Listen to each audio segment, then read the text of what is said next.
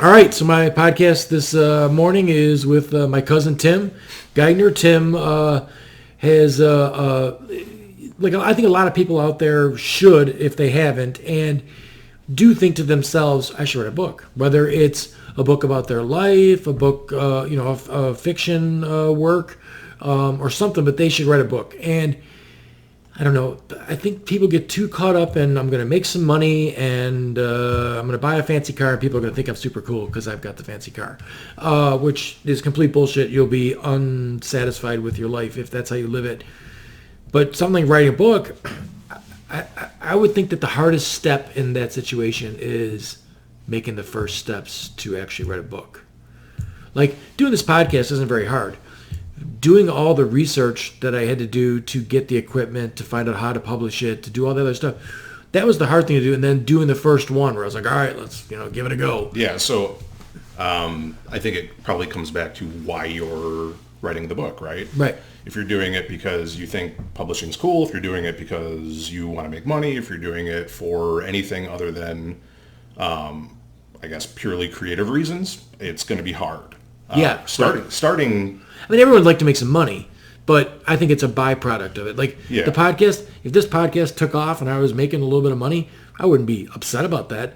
It's not why I'm doing it, though. Like, I'm doing it for the conversations. Right. But so, again, if you're doing it for the creative reasons, I can tell you, like, the reasons I wrote the books that I've written, as well as everything I've done online for Tech Dirt and the other places where I write, is because when you get an idea in your head and you want to get it down on paper, if you are a writer, you will write it. Right. You'll write it no matter what. Sure. So starting it, for me, was never the hard part because I'm egotistical and neurotic enough to think that when I have an idea that I want to write about, that other people are going to want to read it. Yeah, right.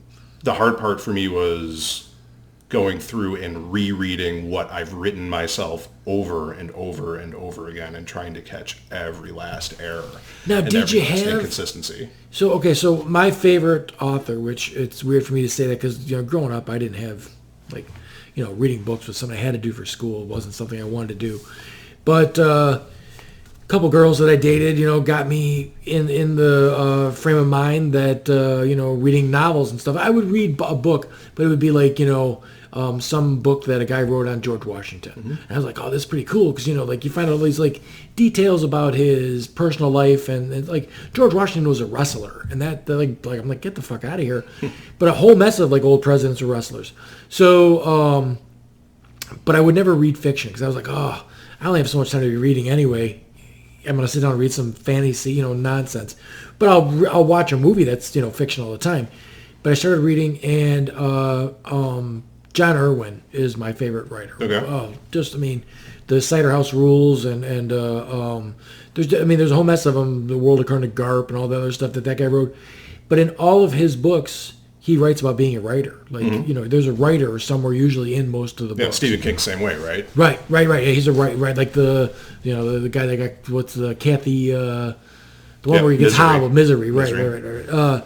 So. Did you? I mean, we've known each other forever, but I don't think we ever talked about that. Were you big into writing and stuff like that when you were in school? Yeah, so I did a lot of creative writing. I used to get through. So I was in junior high and high school. I was in honors English. Okay. And I was awful at school in general. Just really, really bad at doing the homework. Really bad at doing the things that you had to kind of do to check the boxes to get past. But I had a honors English teacher in junior high who used to let us earn extra credit for any type of creative writing that we did, and we would just submit it as long as she could review it, and we clearly put some effort into it. I used to get away with writing poetry, dumb poetry, poetry where I was trying to be funny, short stories, long stories, anything I could do. I started in high school writing fan fiction for shit like video games and things that I was interested in, just kind of learning how to narrate and learning how to build narrative. So explain that to, I know what fan fiction is, but I think there's people out there that hear that but don't understand what fan fiction is. Right, so you just take the story and then make your own story out of it. Right, so you take the characters, you take a situation, you can do it multiple ways, right? You can take the characters, I think the easiest example would be the entire, what's the book? 50 Shades of Grey. Okay. 50 Shades of Grey is 50. Well, a lot of people don't know this. 50 Shades of Grey started off as Twilight fan fiction. Those two characters are the vampire and the girl from Twilight. Yeah. And then when a whole bunch of people read the fan fiction, because she just created this brand new story, right? Same characters, but it's about BDSM relationships. Great. So she wanted to write it down, got it written, and then somebody, after getting millions of views online and that type of thing, some publisher went to her and said, "You can publish this, but we need to change it because you can't publish a Twilight book." Right. So it's just taking, characters, situations, settings that have already been created. Think about it like, if I took the characters from Misery from Stephen King and put them in a different situation, created my own story around it, that would be fan fiction. Right. But it's a good way to kind of learn how to build narrative without having to do every last bit of the work yourself. Right. Okay. Who knows? There's entire books written on character creation. Right. And I've seen like fan fiction on Star Wars. Yep. So they'll take those characters and then make their own. So like Marvel sort of does that on their own, where they just disregard storyline, and somebody who died, they'll just write another. Because comic books have been around so long. Like, obviously, Batman doesn't age because he's been around since the 50s. Right. And, he'd be 105 years old now and, still being a Batman. So they just, like, the Marvel Universe, the guys that died, doesn't matter. They write another Iron Man, and so what? And I think X-Men did the same sort of thing. Where it's over and over and over again. Right. I guess that is not a bad formula to draw fans, because then you've already got the baseline. You don't have to do an origin story every single time you do something. Right. So, or if you want to, you rewrite the origin story. The point isn't the consistency in the story. It's just tell a story using interesting characters. If those characters are already created, they've done half your work for you. Right. I saw a funny meme that was on the 50 Shades of Grey, and it said, like, if 50 Shades of Grey took place in a trailer park, there'd be a squad of cops out there looking for the guy. Yeah. The guy's a billionaire, and it's fine. But, So, again, haven't read the book, haven't seen any of the movies. I know my wife certainly has watched them all. I guess there are 3 now. But again, that started as fan fiction. I started writing both creatively, creating everything wholesale, and started writing fan fiction along with it. Next thing you know, I kind of learned how to put both together. Okay. And start writing novels. I've written 3. So anybody that's in your novels, are they from somewhere else? Nope. Okay. I didn't know if they were some sort of fan fiction also like that. I mean, and that doesn't sound like a bad, like with the podcast, I get a certain amount of subscribers from everybody's friends, right? So like, I'm going to do this one, I'll tag you in it, and somebody will listen to it and be like, oh, that was pretty good, and then they'll subscribe. So like every time I do a podcast, this is episode 28, I pick up a couple subscribers. I would think that every time someone wrote something that had a character that they liked in something else, you'd pick up a couple fans because they're fans of Luke Skywalker or whatever, You would think, right? And there's people and companies out there that do things differently, right? Like Disney and Lucasfilm before them. Right. Were both very good about letting people create their own Star Wars fan fiction. They just saw it as increasing the fanship, increasing the users, or increasing the consumers. Right. And there are people out there who are very protective of what you do with you best not write anything about any Nintendo properties. I've seen your posts, and recently there have been a lot of them, but like the copyright stuff that you would get into, and I'll come back to that later. But so you're in a position where you're like, all right, I'm going to write a book, and you decide to write the book. And you sent me the electronic copy of Echelon, right? Mm-hmm. Now, is there a hard copy of that somewhere? Yes, somewhere. I don't recall. When I wrote that book when I was 25. Okay, so that's good, 15 years ago yep. now, right? But like if someone wanted to buy your books in a hard copy, can they do that? They can, yeah. Okay, all right. But mostly it's an electronic download that people would do? They can do either. So, I mean, I'm on Amazon. If you search me on, like, iBooks through mobile apps on Android. So what was the process for that like? Because, I mean, then you've got cover art and you've got all that other stuff going on. So I'm lucky enough that because I write for TechDirt as well about technology law, policy, that copyright, trademark, that type of thing. There are very talented people. When you run a website, you need to be able to do things like graphic arts. You need to be able to create icons. Sure. Tap into my network of resources. I've got somebody who actually created the cover art for my books. They are also sold on Techner.com, just because they're friends of mine and they wanted to put them up there as well. But the nice thing about when you do self-publishing as opposed to going, it's nice when you go through a traditional publisher as well, but the technology's advanced so far at this point where if you want to release your book on your own on the, like for instance, Amazon Kindle store, they make a lot of that easy for you. It's all formulaic. It's input this in these fields. The average person, can they do it? Maybe not without some help. I'm in the technology space, so I kind of know what I'm doing. But it's much easier than it used to be. The barriers are just not what they used to be. There used to be no way to get your book out. I think everything's easier than it used to be as far as that goes. Like everything that I do as a real estate broker, everything that I do with this stuff, for me, like most of even the the podcast stuff, it took a little bit of time for me to figure out what was going on. But everything, I think the goal when they make all this equipment is to make it plug and play, user friendly, because then they're going to sell more of it and get it out there. And I would guess that the publishing situation is set up where...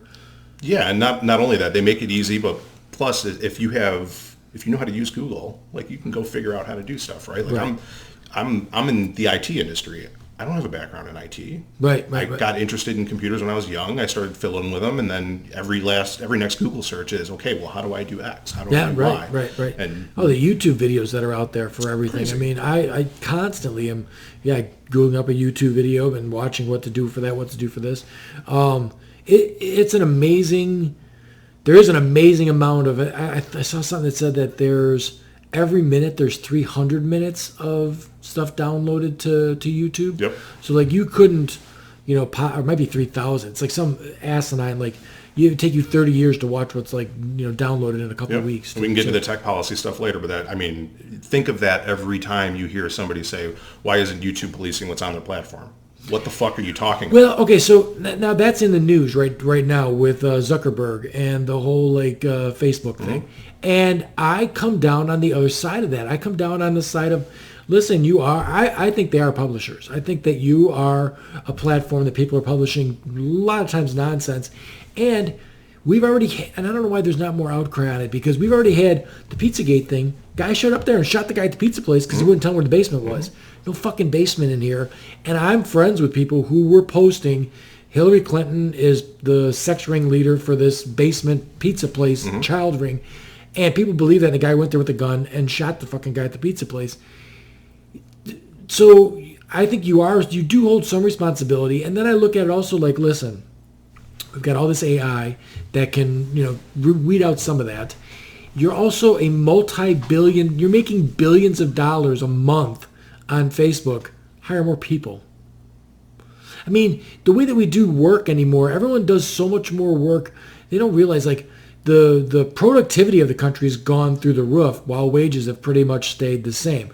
So when we were doing construction and then you bought the pneumatic tools, that's a way of automating the system, right? So I could lose 2 guys, which is great because employees suck. Like this bullshit where someone's a job creator. Ain't nobody ever made a business. They're like, I want to hire all these fucking people.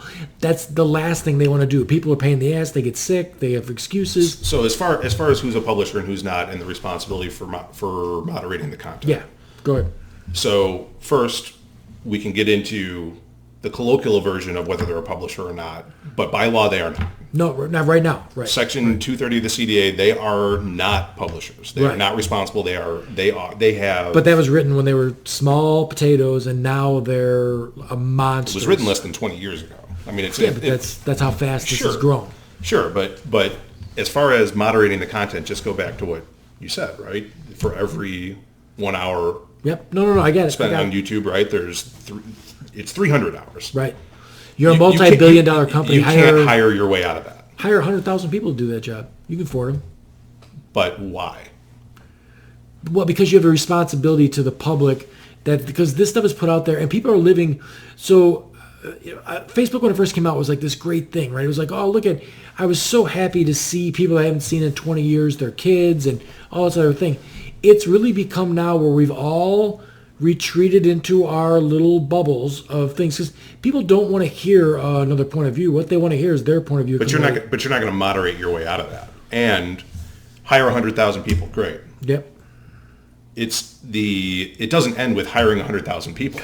I don't think it should. I think AI would probably take it over and get it done. But can't do it now. No, but you work towards it. I mean, you can. I mean, put the political stuff to the side for a moment. Yep. What's porn on the internet? Nobody knows. Nobody's decided that. There's porn filters on Facebook right now, and they have taken down posts about that are for art busts that feature metal breasts. Yep. Can't do it. The technology isn't there. The filters aren't good enough. In Europe, the EU just took down their porn filter because it was so, or excuse me, the UK just took down their porn filter because it was so fucking bad. Well, that's another weird one too, right? You can watch a movie where the guy, what's that Bruce Willis shitty Death Wish, the one he did that was, the reboot of the Charles Bronson one, and it's just shit, right? He's just killing all these fucking people, and he's getting revenge or whatever. That's perfectly fine. But if you put penis and vagina, are you out of your fucking mind? That's insane. You'd almost think that, and who's that hurting? You'd almost think that you'd rather your kids watched sex on TV than murder, but that's not how we operate. Right, but my overall point is, if we can't agree on the standards, hiring your way out of this problem is not going to work. AI-ing your way out of this problem is not going to work. I think you're looking for a solution that's an A-all, B-all, lockdown, ironclad solution. I'm not saying that. All I'm saying that is if it reduced it to some certain point, you're on social media, there is rampant. Right now, Facebook is starting to do a thing where you'll see a thing that says, that the ice glaciers are actually getting bigger. And then right below that, there'll be 2 fact checks saying this is bogus, false. It makes the person that's posting it look stupid because, they don't know it's there. They posted their, Is it though? I mean, who's it making look stupid? Because the people that are going to believe the first post aren't going to believe the fact check. No, but I think there's a certain segment of people that are in the middle. So, like I said before, the worst thing that Al Gore ever did for the environment was to go on that tour all by himself. He should have grabbed a notable Republican, and they should have said, this is what we're presenting as a bipartisan situation. Because the minute that a Democrat says the earth is, heating up, the immediate position that a Republican has to take is that it's not.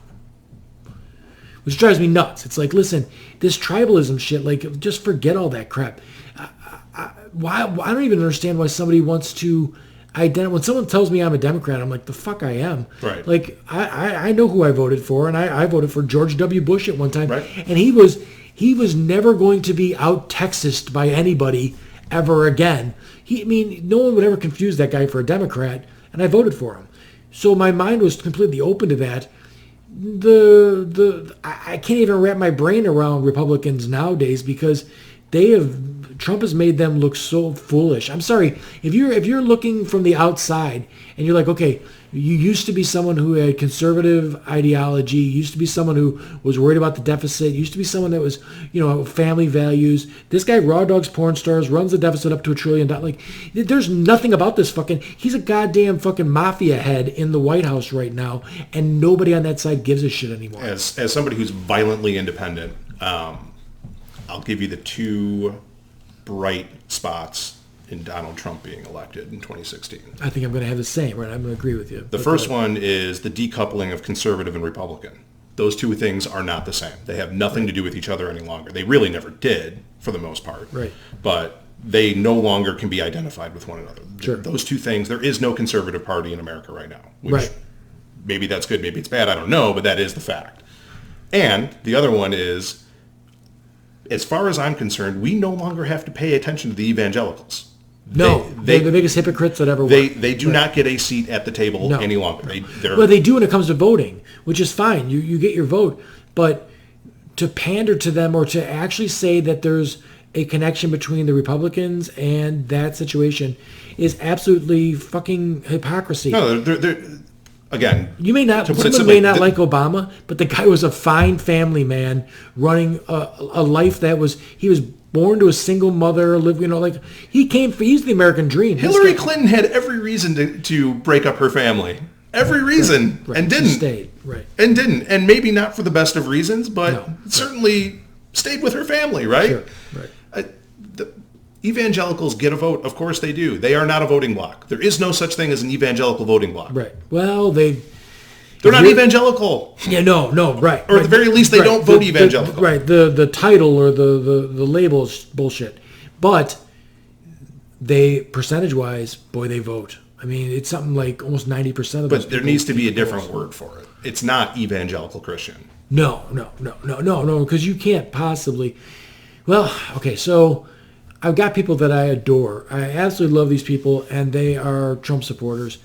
And I write them off as like that. There's a little old lady who they interviewed at one of Trump's Nuremberg rally things that he does. And she had no idea that in the Mueller report there's 10 instances of obstruction of justice in there.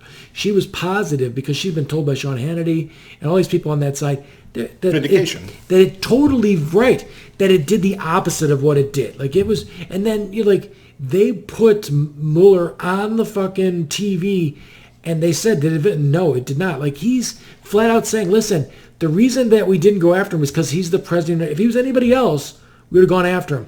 But he's the president of the United States, and our code says we can't prosecute this guy.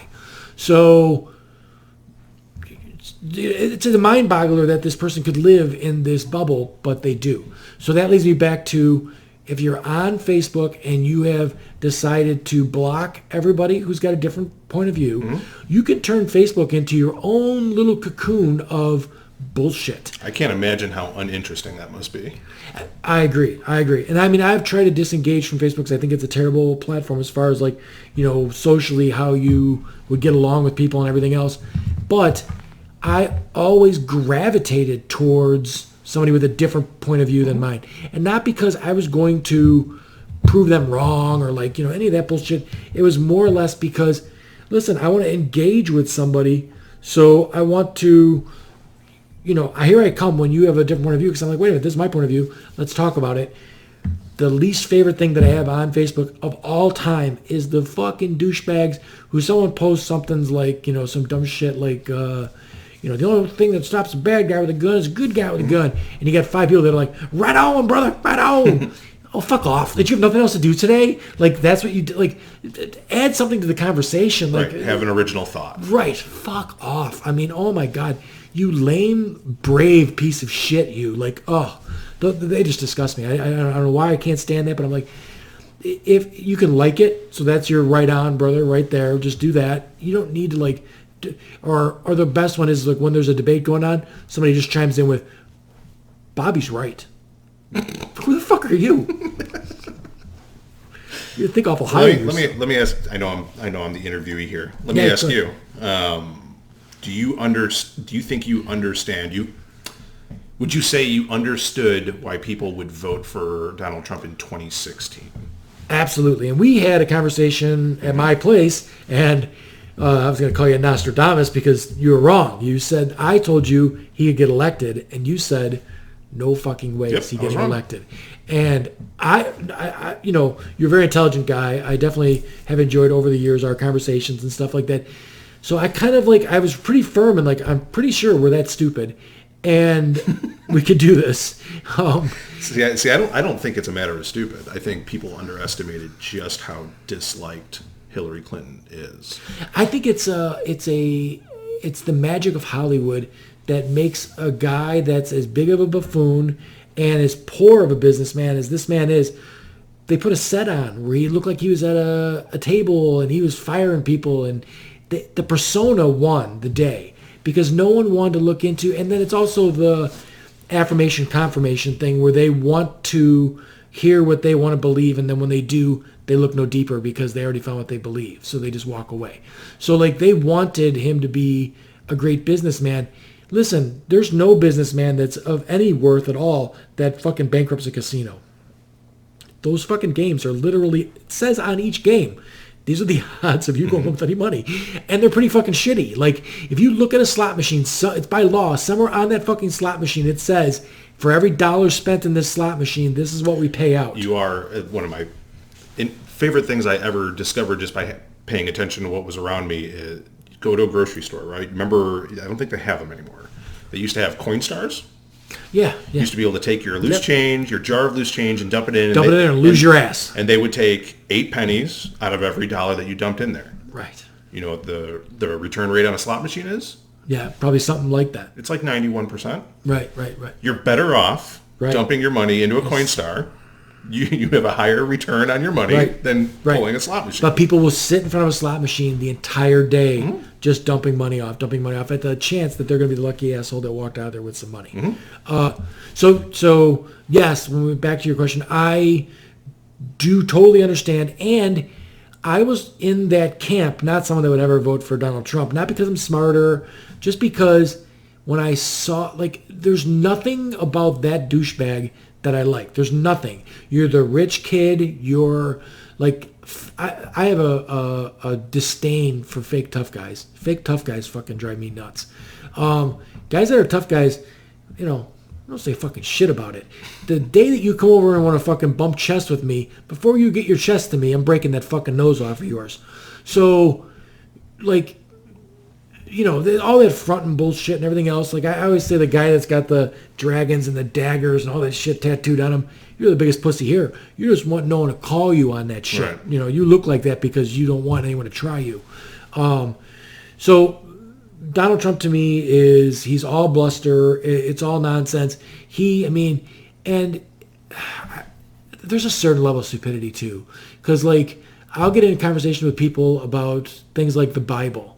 And within 30 seconds, I realize this person has no knowledge of the Bible at all, but they're talking shit. They're just blah, blah, blah, blah, blah, because they thought they heard this, they thought they heard that. And I'm like, that's not in the Bible. And they're like, oh, yeah, I'm sure. I'm like, it's not. That's like a Chinese proverb you're fucking talking about. It's not in there. Don't get me wrong. It's terrific philosophy, what you're saying, but Jesus didn't say it. So, and the reason that I know that was when I got injured, I spent 4 years at going to a place with homework and studying scripture for 4 years. And I didn't do it in a way that I was like, you know, I wanted to believe. I wanted to be like, oh, you know, there's an invisible man in the sky and he's going to look down at me and I'm reading his book and we're all going to be good. But the more and more I was around it, the more and more, like, the people that are there were terrific. They're very nice and everything else. But I just couldn't suspend my belief in science and stuff to say the planet's 6,000 years old. To say that there's no physical evidence of the planet flooding all at one time, but this is what happened. Right. So I can't do that because, I think that to get the philosophy out of that book, you don't need to do that. I think you can look at this thing and be like, even if you think it's written by the hand of God, you can be like, all right, God wrote the story of Noah, so I would understand that civilization can't be completely evil and rotten from the inside. As long as you have an understanding that that book was written by people who are very, very flawed. Right. And that fact can be easily proven in about 30 seconds. Right. It's a Sam Harris line that I love, right? We can improve the Bible right now. It's the easiest thing to do in the world. Make an 11th commandment. Don't own slaves. Sure. Well, it's a better book. Right. But you'd have to rewrite the back part because there's so many slaves in the book as far as that goes. And, like, you know, as a people, that's where we've come from, right? Like, it was perfectly acceptable to have slaves throughout the Bible. By the people who wrote that book, yes. Right, exactly. It's perfectly acceptable to stone disobedient children, to do all kinds of crazy shit that was in there that you would never do today. Right, but I think, look, like, I live this all the time because my wife is a Catholic. Okay. And she's well aware that she and I don't believe in the same things. But she's also the kind of Catholic who will, you know, when I'm in discussions with people who don't share my beliefs, she'll go, you should probably at least listen to him because he knows your Bible better than you do. Right. He actually cares about this stuff, and he's not shooting from the hip here. So there's things in the Bible that are talking about, lust and not like coveting your neighbor's wife and stuff like that. And if you pay attention to what's in there, the philosophy is good. I got a buddy of mine who, we were drinking one night, and he's like, hey, man, I got a problem with porn. And I go, okay. I go, what's the problem? I go, porn's wonderful. What's the problem? And he's like, well, I'll watch porn for not me, this guy, for 8 hours. And I'm like, fuck, man, aren't you chafed? What the fuck are you doing? And he's like, well, I'll just keep looking at it. And then, a couple hours later, I'll whack off again or whatever like that. And I'm like, fuck. Man, there's not enough time in the day. Yes, I have too much shit to do. What the fuck are... And I go, so there's the philosophy in the Bible. You could take that and be like, listen, if I spend all day just lusting after tits and ass that are on Pornhub, then I'm not going to be productive and I'm not going to get anything done. And essentially, it's not going to be good for my life. Mm-hmm. Now, I don't need there to be an invisible man in the sky and a day where I'm going to come to the pearly gates. I don't need any of that because that's today. I'm not going to get my work done. I'm not going to pay my fucking bills, and then my life's going to be shit. Tomorrow when I wake up and I did nothing except for look at tits and ass all day, I'm going to be upset about my fucking day that I did yesterday, and that's going to make me miserable. So if you break the philosophy down in there, it's awesome. It's terrific philosophy to live by. You just don't need to believe the fairy tale bullshit that's in there. I mean, was it Jefferson or who wrote somebody wrote a Bible. The Jefferson Bible. Yeah, the Jefferson Bible. They took out all the deity stuff, all the dogma, and it was great philosophy. Live by that philosophy. Try and be a better person. For the most part. Except for the slaves, right? All the slaves and the fact that you don't get hell except from gentle Jesus. Right, but hell's not really a thing in the Bible either. Jesus references it. Several times. Not as a place. Yes. No, he doesn't. He references taking the weeds and separating them from the harvest, and which someone can say. He never references hell itself. He says the farmer's going... As a quote, he does not. No. But his apostles certainly do. Right, but he's referencing, I'm going to separate the weeds, which is the evil, from the harvest, and the weeds will be burning, sort of a thing. Now, you can say that, but there is no gospel in the Bible that says there is a place that you're going to go to for eternity and burn in hell, and there's a bifurcated tail guy and Satan standing there with a pitchfork. That's all shit we made up. Well, there is Revelations. That Satan exists, yes, but not that he's got horns and all the. No, but that hell is a location, a place where souls go. Yeah, I guess. I mean, but I don't know. I tend to split the difference on this. For the most part, it's the conversations like this are interesting because they're academic to me. Yeah. But I as usual, as I normally do, I find the most frustrating position to take, and then I take that to piss everybody off around me. There you go. So my belief tends towards there may be a creator, but that creator doesn't have anything to do with what we do day to day. Don't respond to prayers. Doesn't involve him or itself in our lives. It pisses literally everyone off. The atheists hate me. But you can't even how you can justify that. Like the people that drive me the biggest nuts are the sports dudes that are like, thank you, Lord. Get the fuck out of here. Really? There's some girl in a shed being raped every fucking day. She's chained to a fucking bed because some asshole when she was 11 years old fucking kidnapped her and stuffed her in a fucking shed in his backyard. And every day she's praying and nothing fucking happens. But you, Tebow, fucking jerk off, fucking won a football game and God's pleased. You can do better. Fuck yourself. You can do better than that. You remember it was right the day before the Bears game, actually the day after I got married to my wife.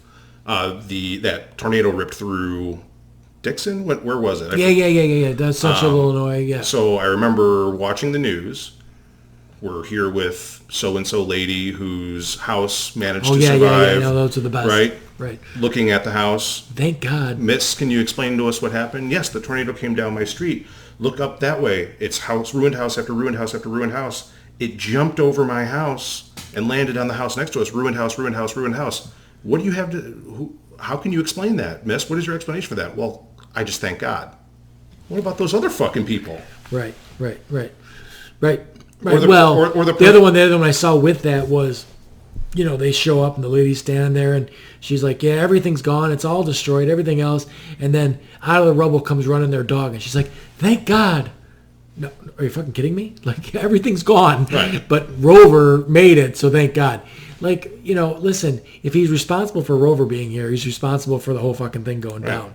So, yeah, religion has a certain element of, like, selfishness in it, too. I think it's very easy if you're a super wealthy guy to believe that you're blessed, to believe that, I'm special. God gave me these things. I make this money. The evangelical preacher guy flying around in the private jet thinks this is a blessing. This is what, God decided. No, I know what he really thinks, but there's a whole arena of people he's talking to that believe that he's blessed. It certainly takes a certain amount of ego to say, I am humble because I believe I am dirt. Now get out of my way. I'm doing God's work. Right. Sure. I'm a agnostic guy. I'm not an atheist because I don't believe that I know. So I'm just saying I don't fucking know. Right.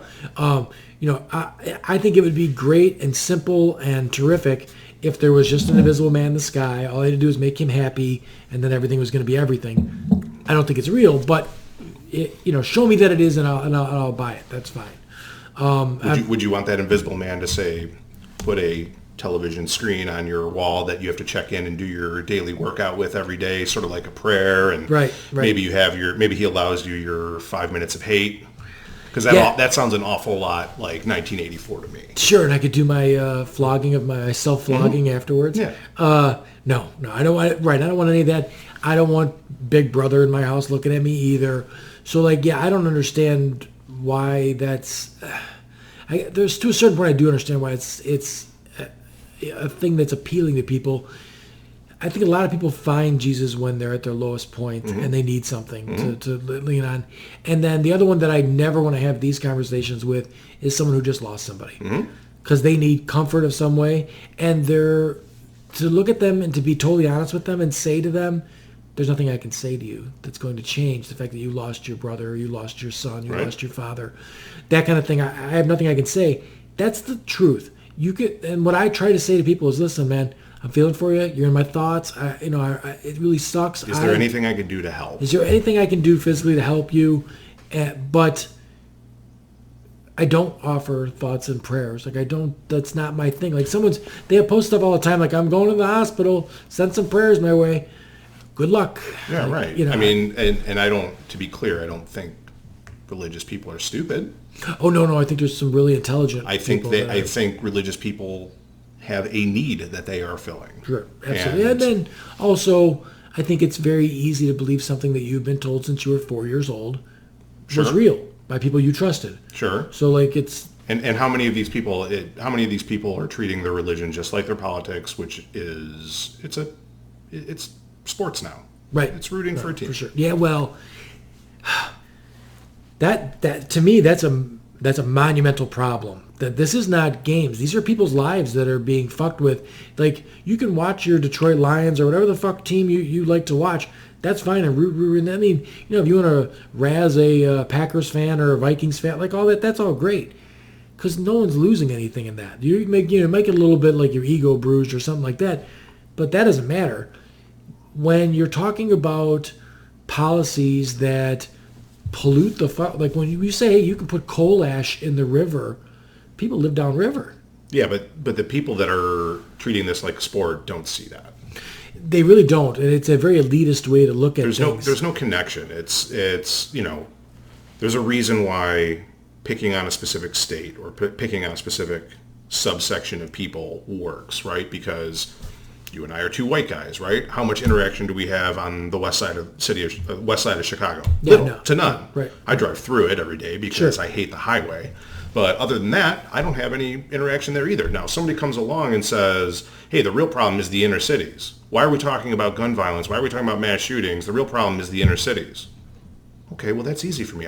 Maybe the inner cities are horrible. I don't know. Right. Well, how would I know? And that's one of the things I dislike, too. Like, there's so much out there. So Facebook for me used to be this thing where, like, I'd get like a fucking nervous twitch every time I'd see something that was patently false. Like, that's patently false. The Chicago gun thing is patently false. Your chances of getting killed in very red states, very red neighborhoods, are way higher a lot of times than they ever are of getting killed in Chicago. St. Louis is in the top 10 of state or cities to get shot in. Mm-hmm. Chicago's not even in the top 10. You're not even in the top per capita. Right. And, well, that's really all that matters. If I buy a lottery ticket, all that matters is my odds. It doesn't matter where I bought the fucking ticket or any of the other shit. The odds. So the per capita number is the people within 100,000 people that get fucking shot. I'm one of that 100,000. Those are my odds. It's that simple. But there's a narrative out there because it's all politically driven, which as soon as someone hears it and they're a Republican, they go, yeah, motherfucking Democrats been running that guy. Happens the other way around. Oh, yeah, right. I'm just picking on them. But, I mean, if people really want to entertain themselves and kind of open their eyes a little bit when it comes to violence in Chicago, they should really go see what the violent crime rate was around 99 and 2000, because it's about 1.5 times what it is now. Right. Or in the 70s when it was 3 times what it is now. Sure, yeah, per capita. Right. Which all that matters, because I'm going to be one of those people down there, and that's the situation. And there's all these other variables that matter too.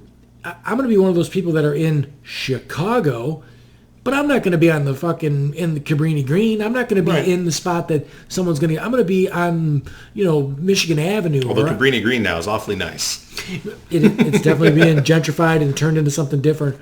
But what I'm saying is, if you're somebody who's in the wrong part of town, you got a way better chance. We went to Louisiana, went to New Orleans, and when we first got there, got in a cab, and the guy took us down Bourbon Street, and he's like, "Listen, you guys, we were like 22 years old, young kids. You're gonna have a great time. Just don't go more than a block off of Bourbon Street. Mm-hmm. Don't go further back than that, because." He goes, you'll get mugged. There'll be trouble once you get further out of there. So just stay right in this spot. And I mean, there's all kinds of crime that goes on outside of that spot. There's a heavy police presence and a lot of lights on right in this spot. And I'm sure there's a pickpocket or two. And we had a couple of prostitutes proposition us and stuff like that. But nothing compared to what would go on a couple of blocks away. So my odds were decreased greatly for violence by listening to this cab driver say, stay in this spot. Yep. So, like, if you're somebody who lives in the poorest part of town, you probably got a better shot at getting some trouble happening. Mm-hmm. But you probably also grew up with your head on a goddamn swivel. Right. That's just not going to happen because I'm looking for that right now. So, but anyways. So, let's get back to the publishing situation. Sure. We veered way off. But, okay, so you decide to write this, the first book, and it just came to you as far as like a creative story to write, or always was a dream to write a book? I had a thing I wanted to write about. I had just started writing about tech policy and had always been fascinated with, in a way that I was interested in how absurd conspiracy theories were. So this book is geared around both technology and a conspiracy theory that turned out to be not so untrue. Right. I didn't realize it at the time. Like I said, I wrote this in 2007 or so. And people that read it now will be like, oh, it's about kind of the Edward Snowden type thing. Right. Mixed in with a lot of more fantastical conspiracy theory type stuff. See, now I have a love-hate thing with the conspiracy theory stuff. I'm fascinated by them. I love that people like delve. I don't like the cultish. The good ones, though. The good ones. The Pizzagate stuff, that's lame. Yeah, it is. You need the good ones. You need Barack Obama as a lizard person. No, what with the Alex Jones was that Barack Obama and Hillary Clinton are actual demons, that you can smell the sulfur when you get by them. Right. Like that. Those are awesome. Yeah. Gotta be kidding me. But so the part I don't like about them is the cult aspect, where someone's like selling conspiracy theories and they keep telling you stuff like, I'm the only one with the truth. And then you'll believe almost anything that person says now because you've been indoctrinated into this situation where like, Alex Jones is the only one.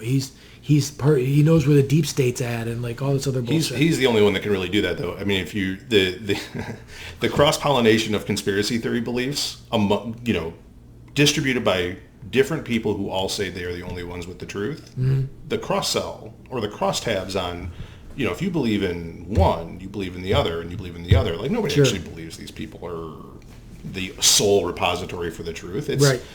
Most people are looking for at best, they are looking for explanation for something that they don't like. And they're looking for an explanation that they do like for it. Right. So it's the reverse Google search where you found the answer. Right. And you're searching for it. And most of the people are probably more like me, where they think it's entertaining as hell. I love it. I do. I read. I get caught up in something like that, like on social media, where I'll be reading through the thing, and the guy's like positive that the Las Vegas shooter was a CIA operation, and all this other stuff. And it's like they've got all these things that they say, and it's like, if you had any kind of forensics idea at all, you'd be like, that's not how that works. There's a theory that Courtney Love was working for the CIA to break up several different rock groups and several different methods. Nice. It is a well-researched theory that involves the names of her therapists and shit like that. It's insane, but it's creative writing. The ones I like the best are the ones that the people post on social media. They're like, the news media is not going to tell you about this. And I'm like, how the fuck did you find out about it? Like, who the fuck are you? Right. Like, some of you know something. The best ones with those are like that. The reason that I saw ones right after the Las Vegas shooter, you're not going to see this because it was a bunch of white Republicans that got killed. I'm like, dude, you can't even turn the news on anywhere. It's all over it. Where? How are you feeling somehow subjugated because you're a white Republican? Like, oh my God. So the original book was a combination of a fascination with that, an absolute fascination with the fact that there is a place on, or at least it was, I don't know if it's there any longer, but on Peterson Avenue in Chicago on the far north side, that is the Center for UFO Studies. That exists in Chicago. It's right there. Went and visited the place. Oh, that actually exists. Reached out to him and said, hey, I'm planning on writing this book, and I'm going to be talking about your organization an awful lot, and I don't know what the hell I'm talking about. Can we have a conversation so I don't get this stuff wrong, so I can find out what you do? Went through the history and origin of the organization, learned about that, learned about Dr. Hynek, who started it. I mean, that place exists. They think they're doing, they are doing work, but people don't realize what they are. They're glad to talk to you. Oh, yeah. Yeah, right. Thrilled to get there. Right, and more importantly, you hear the name of a place like that, the Center for UFO Studies. No, crackpots, right? Yeah. No, most of their work is done disproving UFO sightings. Oh, right? Okay, yeah, okay, all right, yeah. Well, I don't know if you saw that they released that footage of that Tic Tac. Oh, yeah. Yeah. Some of it's really so the UFO one, they're really and UFO people got to keep in mind, UFO immediately doesn't mean from space. It's just an unidentified flying, and what they're called something else now, like AF, some sort of vehicle that's flying, but it's just a thing that they don't understand what it is. There are other conspiracy theories that would lead to this, right? The Tic Tac one, there's one out there that says these are people from deep sea. Like, this is a whole nother being that actually inhabits, right? I don't know. But that inhabits our planet, but this thing, because it manipulates its environment, can travel through water the same way it can travel through air and everything else. And then, these things live with us here, and we just don't see them. And as always, the most likely explanation is it is advanced technology that we are testing. Right. That is the most likely explanation, despite the fact that it is also the more likely explanation that we are not the only life in the universe. If it exists at all, because there's another theory out there that it's a government program that's like a VR program, that these guys didn't see what they thought they saw. Right. That they've somehow put this in a simulation, and these guys weren't where they thought they were, and everything else. Which is part of what makes some of the conspiracy theory reading somewhat fun, is not all of this stuff is not true. Right, and it's also fun to kind of expand your mind on stuff. So when you hear something, you're like, yeah, that's all right. And then if you're someone who isn't satisfied with that, you keep looking, and then you can find so back to the Bible thing, if you look at somebody who thinks the planet is 6,000 years old, and you say, okay, what about the fossil record? The answer that they come up with all the time is everything that could swim is at the top of the fossil record, and everything that couldn't is at the bottom. Well, that sounds good if you're satisfied with that. You walk away going, yeah, that's right. All the animals and shit. That's not how rocks work. And that's not how the fossil record is either, because blooming flowers are a thing that's relatively new to the planet. So all the blooming flowers, last I checked, can't swim but they're at the top of the fossil record, and there's no blooming flowers at the bottom of the fossil record. Right. So, and the other one that they'll say to you is, we only have like one way of dating something, like carbon dating. We don't, maybe that's not right. Maybe after a certain time it's totally wrong. That's also not true. If you look further into it, you have the nuclear lifespan of a rock, and like you have 3 different ways to cross-reference. It's also a misunderstanding of how science works. Correct. But if you want that to be, that's the Google search. If you want that to be the answer, and you find that answer, look, I found it. I'm right. That's right. So you just put your hands up and you go, I'm good. The same thing happens on social media constantly. People are like, whatever the fuck goofy thing you want to look up that works or whatever like that. They'll find the answer they're looking for, post the article from whatever fucking, their website could be like completebullshit.com and they're like, look, I found it. Oftentimes it's The Onion. Right. Yeah, I think if more people had some basic understanding of what scientists do day to day and how science works and more importantly, how you make a name for yourself in science, right? Mm-hmm. The best way to make a name for yourself in science is disprove some shit that everybody thought was right. Yes, absolutely. You'll be famous in a heartbeat. So I mean, the only reason why climate science, for instance, has why that often cited statistic, 97% of scientists believe in climate change. Sure. Well, what about the other 3%? Is it because they're right? No, it's because they're working hard as they can to debunk it. Right. Which is good. That's good. That's the scientific process. That's how it should be. And it's like the people that they say it's a cabal with the Darwin stuff, that everyone just bullshit. The guy who could debunk Darwin will become the new Darwin. Correct. He will become the famous guy. That's exactly what he wants to do. I mean, some of these people have such a thing for that. The guy who invented penicillin didn't want any fucking money. He just wants to be the guy that invented penicillin. He just How did Stephen Hawking make his name? Stephen Hawking made his name by proving that Albert Einstein's theory was not complete. Right. Sure. By essentially, in a way, disproving fucking Albert Einstein. Right.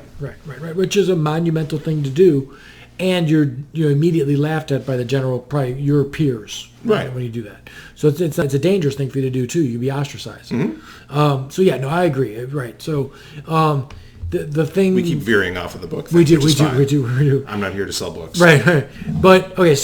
But back to the book. So you had the thought, and then. Was it really just that easy? You just were like, fuck it, I'm going to do it? It was a challenge with myself. I was, again, 26, 27, something like that, living in a 2-bedroom apartment by myself in Wicker Park, and had a lot of nights because I was early on in my career where I wasn't working late, and I could sit around and watch TV, I suppose, but I've got this computer in front of me, I've got an idea. Can I write a book? I don't know. A book's like 80, 90, 100,000 words. That's a lot of words. Can I do that? Yes. I don't know. Let's find out. Right.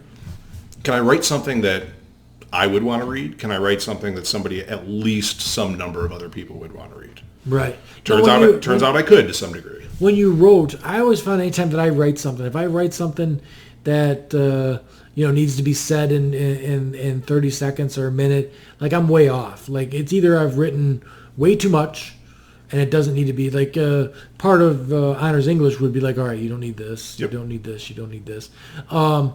And then the other part is you didn't write enough. Like you're trying to fill a minute and you're like, oh, wow, 20 seconds. All this was 20 seconds. Holy shit. So when you were writing a book, did you have enough or did you have to go back and add in like... I overwrote. I probably went from 130,000 words down to 100 or something like that. Okay, right. I forget who said it. There's a great quote about how to write literature, which is writing literature is easy. You just have to figure out all the words you want to take out. Yeah. Right. And what's left is literature. Right. Now, I enjoy... Well, I had a guy on the CDs that I got here for a band that the guy was on, and like his band's like got like horns and keyboards and like guitar, and at one point he's playing a mandolin on the thing, like, and I enjoy that. Like there's a lot going on there, and then I also enjoy like Tarantino movies where there's a lot going on and everything's tying together. Stories that are like sometimes there's not enough going on and I'm like get boring fast, but it's cool to see stuff tied in.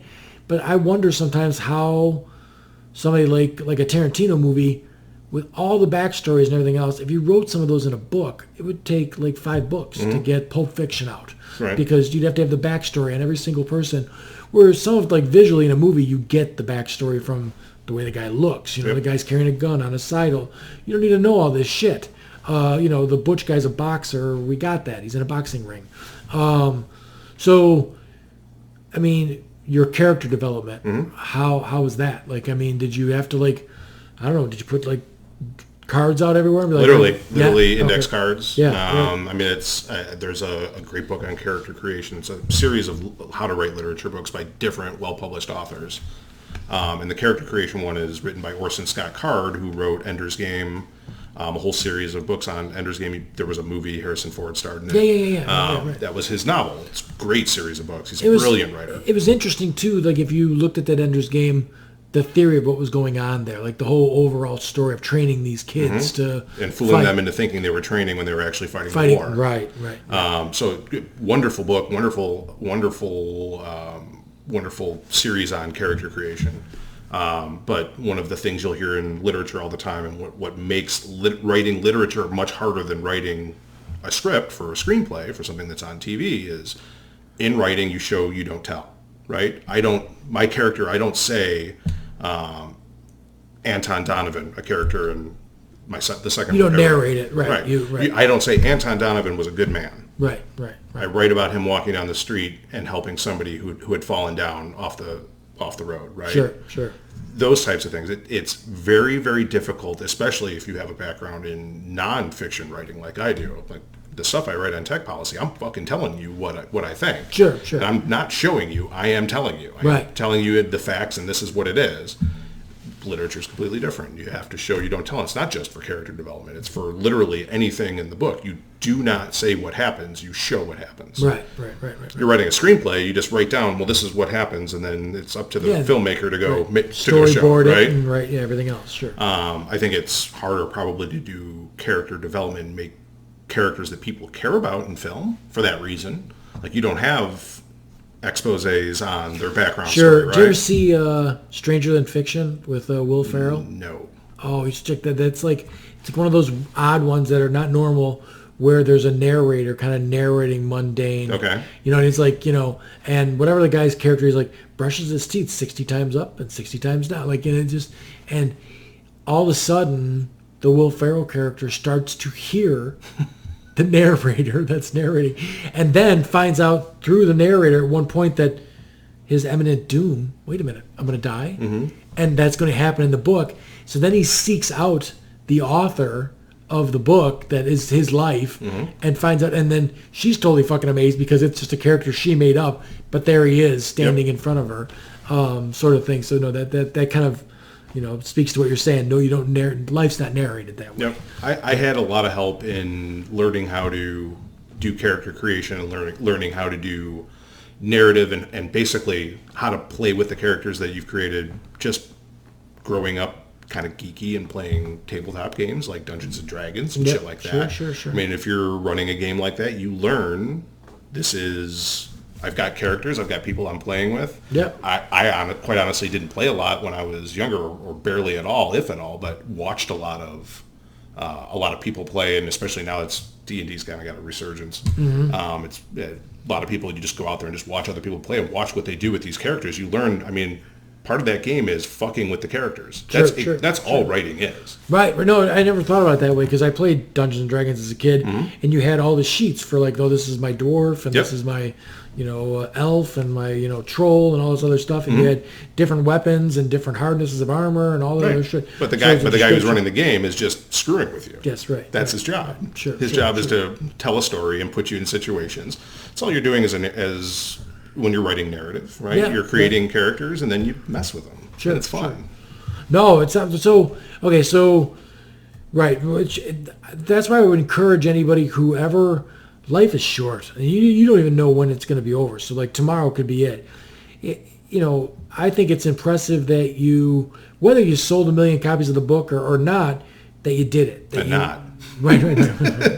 But, yeah, I probably have a hard time getting here sitting with me if he sold 1 million copies of it. But anyways, so I would encourage people to do that kind of thing. Like, at the very least, this podcast is something that the day that I'm dead, my sons, when they're 40 years old, could be like, oh, let's pull up a episode, 15 or whatever of Dad, and, they can look at that kind of thing. They'd obviously know what was in my mind about a topic because I speak totally freely. The reason I like the podcast format, I was saying before this, is there's nothing. There's no advertiser. There's no money that says I have to do whatever. Right. I can just tell you what I think, and that's it. And I'm nobody. I'm just some fucking schmuck on a goddamn microphone. But it allows me to do that, and I enjoy it. For me, it's fun. The conversations are a good time. The book thing had to be like, it's like your own little Frankenstein monster, right? That's right. You're making your own thing, and here it is, and now it lives, and everything else. And I mean, there had to be. Can I ask, like, how many copies of the first book did you sell? I mean, or that were downloaded, I guess, too. Yeah, between downloads and sales, I mean, probably in low triple digits at best. Yeah. Right. I stopped tracking it after a while because it wasn't bringing in any money that's worth talking about, and that wasn't the point to begin with. Right. But that's wherever you set the bar for success. But before my injury, we're Geigners. There's certain traits that go on, right? Like all the Geigner men get together and compare dick size, and they compare, on the small size, right, the car sizes and the, their houses and all the jobs. Mostly when it comes to size, it's mostly noses and ears. Right. But so very competitive as far as that goes, and then everybody argues about politics too. The whole family, as far as I know, argues about politics. Some more effective than others. Right. So before the injury, I was kind of wrapped up in that, right? Like I was working 80 some odd hours a week. I was working from 7 in the morning to 5:30 at night, 6 days a week in the field. And then I was running sales and contracts and everything else in the evening. I pretty much worked 7 days a week when it was summertime. Like you couldn't find me. I don't know what I would have written off some excuse as to I was even if I was making, $300,000 a year, I would have been like putting a roof over my kids. I just bullshit. Once you're making over $80,000 a year, you're not putting a roof over his head anymore. Right. You're just doing vanity bullshit for yourself.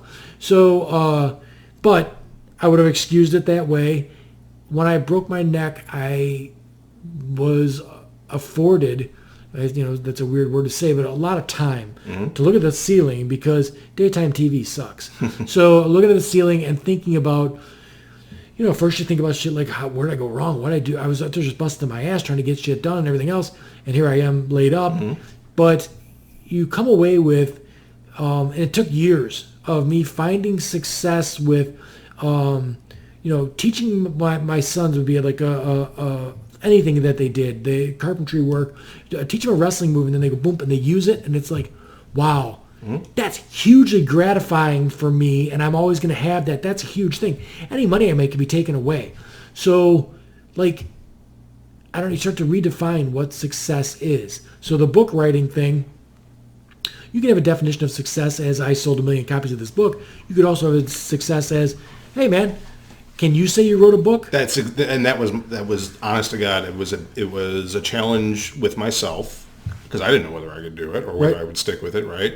And I enjoy being able to walk around. I don't have to talk about book sales. I enjoy being able to walk around and go, I've written 3 fucking books, man. Right. No, that's exactly it. And someday when you're 80 years old and you're in your library and you've got, 7 or 8 books that you wrote over that time, or if it's 18 books, people will be like, yeah, and there's my friend Tim. He writes these books. Right. And again, it's, I am published elsewhere. Mostly in a short story format in anthologies and things like that. Right. A book that just came out called Working Futures that I am in. I write every day of the week on techdirt.com. Sure. I write about, it's nonfiction, but writing is, I'm a paid writer. Yeah, right. I'm not paid an insane amount of money. No, right. But, half of my mortgage is paid by writing. That's and then I have an 8 to 5. Right. Well, so like I know a woman who she's a physical therapist, and she decided to work at a prestigious hospital in the city instead of doing home health care. Home health care would be like if you sprained your ankle and they sent the guy to your house to give you PT training at your house. That's what they would do. If you broke your leg and they were trying to get you back, you had a hip replacement and they're helping you out at home. What's crazy is this person that works at the prestigious hospital in the city makes about 2/3 of what the person that does home health care, which is mundane. You're never going to be anybody except for, but that person's view of success is, I made $140,000 while you made $90,000 at this prestigious hospital. The woman that I'm talking about, she travels the country giving speeches to different hospitals. So people look up to her. She takes a certain amount of, self-gratification in the fact that she is a somebody in that field. Yep. So, I don't know. I told my kids, my boys, when they were younger, the one boy said something about, he was like in junior high, and he was like, oh, I'm going to go into finance because I heard, you could make millions of dollars in finance. Is either that, Dad, or computers, because I heard you can make millions of dollars. And I'm like, all right, man, I don't want to stifle you. You do whatever you got to do, and if that's what really makes you happy, that's fine. But I go, the definition for me of success is the day the shit hits the fan at your work, they say, go get Peyton. He can fucking solve this problem. Right. Then you're successful. I don't give a shit if it's fucking the toilet's clogged, dude. If you're the only guy at your work that can unclog that fucking toilet, you're the king of those people. That's right. So I'm not worried about that. With my boys, I'm not worried about them making money. I believe that they'll make money. I really am more concerned with, are you going to feel good about what you do? You're going to feel good about yourself with what you do. One of the Koch brothers just died, and the minute that he died, he was worth exactly the same amount as a Skid Row bum that died. You got nothing. You're gone. You didn't take anything with you. Right. So, and if you have any conscience at all, and you're a guy that owned a chemical company, the Skid Row bum's got more in the afterlife, if there's an afterlife, than that guy's got. Because you're probably responsible for millions of people's death and sorrow and birth defects and every other thing that went on. The Skid Row bum just didn't accomplish anything in life, financially. So no, I always thought, what a cool thing as far as writing the book goes. So then you wrote 2 more books. Are they related to the first one? Not at all. Not at all. Okay. No. So the second one was quite honestly born out of a love for a certain kind of video game, and wanted to write a novel about it, not about any game in particular, but just post-apocalyptic type stuff. And so every one of my books, there's kind of a challenge with myself. This one was, I wanted to create a book that included something like a magical element, but have a scientific explanation for it. And in the case of this, What's the saying? There's a saying that something like, before science was science, it was magic, or something like that. Right. Yeah, right. So in this case, it was, okay, can I create a mythology around a post-apocalyptic Chicago where there's radiation everywhere, and it's a danger, except I'm going to read that. I love post-apocalyptic. Except there's some people who are genetically disposed to being able to manipulate that radiation to do things that look like magic. Sure. Okay, that would make sense. I always like the different takes on what a world would be like post-apocalyptic. I got into an argument with a woman that's a English teacher, and she knows who she is if she listens, but about the McCarthy's The Road. Okay, so the Viggo Mortensen movie was with the Road, and I read All the Pretty Horses and The Crossing by that same author, liked them. I read The Road, fucking hated it. It's fucking shit. This is fucking crap. And the reason I hated it was it flew in the face of every bit of parenting philosophy that I have. And my parenting philosophy is my daughter started to walk, I pushed her back down. The ex-wife was like, what the fuck? I'm like, she's got to get up now. She'd get up. So then she got up, and I put something in front of her, and she had to get around that. And the ex-wife was like, you're mean. And I'm like, I'm not mean. This is love. This is exactly what I'm going to do the rest of this kid's life, is put obstacles in front of this kid. I'm going to make it really fucking tough for this kid. And then when this kid gets to be an adult and has to deal with some asshole at work, it's like fucking nothing. Because I got past the old man when I could barely fucking walk. Right. And, so that's my parenting philosophy. And The Road was like, this fucking guy was just this fucking kid that was the most colossal pussy in the world. I'm like, I don't want to say let him die, but do something to it was obvious throughout the entire book the dad was dying. There was something if I'm dying, the last thing I want to do is coddle this fucking kid. Right. He's going to have to make it on his own when I'm gone. Right. The fuck's he going to do then? And I would, and it's so like lamer, like literature wise, but I would say the more realistic apocalyptic kid is the kid from Road Warrior, where he's got the boomerang and he's like, rah, he's running around, rah, and just fucking eating shit and fucking, like that is what would be born out of this world, the post-apocalyptic world, would be that this kid's an animal because that's what survives. And there'd be organization, right? There would be people who would take advantage of the situation or at least try to, reorganize and be corrupt and all these other things. And all of that is absolutely in the book. I'm laughing a little bit because you and I are different in a lot of ways just in terms of the actual like output of our philosophies, which tend to be the same. Yeah. Right. And my version of what you were just saying with your daughter walking is both of my kids are, I have a 4-year-old and a 3-year-old. Yeah. And the 3-year-old, he's a little bit less, obviously. I mean, the delta between a 3-year-old and a 4-year-old is huge, right? Sure, right. But my 4-year-old, I mean, every last person that talks with this kid goes, I don't know how he knows the words that he says. Like, how does he talk like this? Because we don't talk to him like he's a fucking child. Well, right, because I talk to him the same way I talk to my wife. Right. Why does he know what the word simpatico means? Because I fucking said it. That's why. Right. And then he went, well, what's that? Yeah, right. You explained it right. Exactly. So, yeah, I mean, and I don't know if it's a different in generation, but like, my dad was a guy that wrote every excuse for like he was working 6-7 days a week. We never saw the guy. And when you did, you just stayed out of his way because he's a pain in the ass. Where I don't have that relationship with my sons. My sons and I have, deep conversations about all kinds of, space and gravity and light speed, like just constant conversations about stuff like that. And then we have conversations about like life in general and stuff. I'm like, hey man, we had a conversation the one time about wrestling, and a lot of conversations about wrestling, but the conversation was that one of their friends was like, oh, I don't give a shit about that, it's lame and blah blah blah blah. And I'm like, all right, so you got to break down what he said there. And I go, the reason he said that was he's not very good at it. And if he acts like he's giving 100% effort and he falls on his face, that's more embarrassing than if he was like, whatever the fuck, I don't care, sort of thing. And I go, but look at the outcomes. Is he going to get his hand raised as many times as you? And he goes, no. And I go, so you're better off to actually go for something. Put everything you got into it. Don't give a shit if someone's looking. I'm doing it. Because in the end, you're going to win more. And that's what really matters to you, right? And I go, would it be better to win more or have this like punk attitude? And they're like, well, yeah, it'd be win more. And I go, then fuck all that. Like, don't care what other people think about if you lost.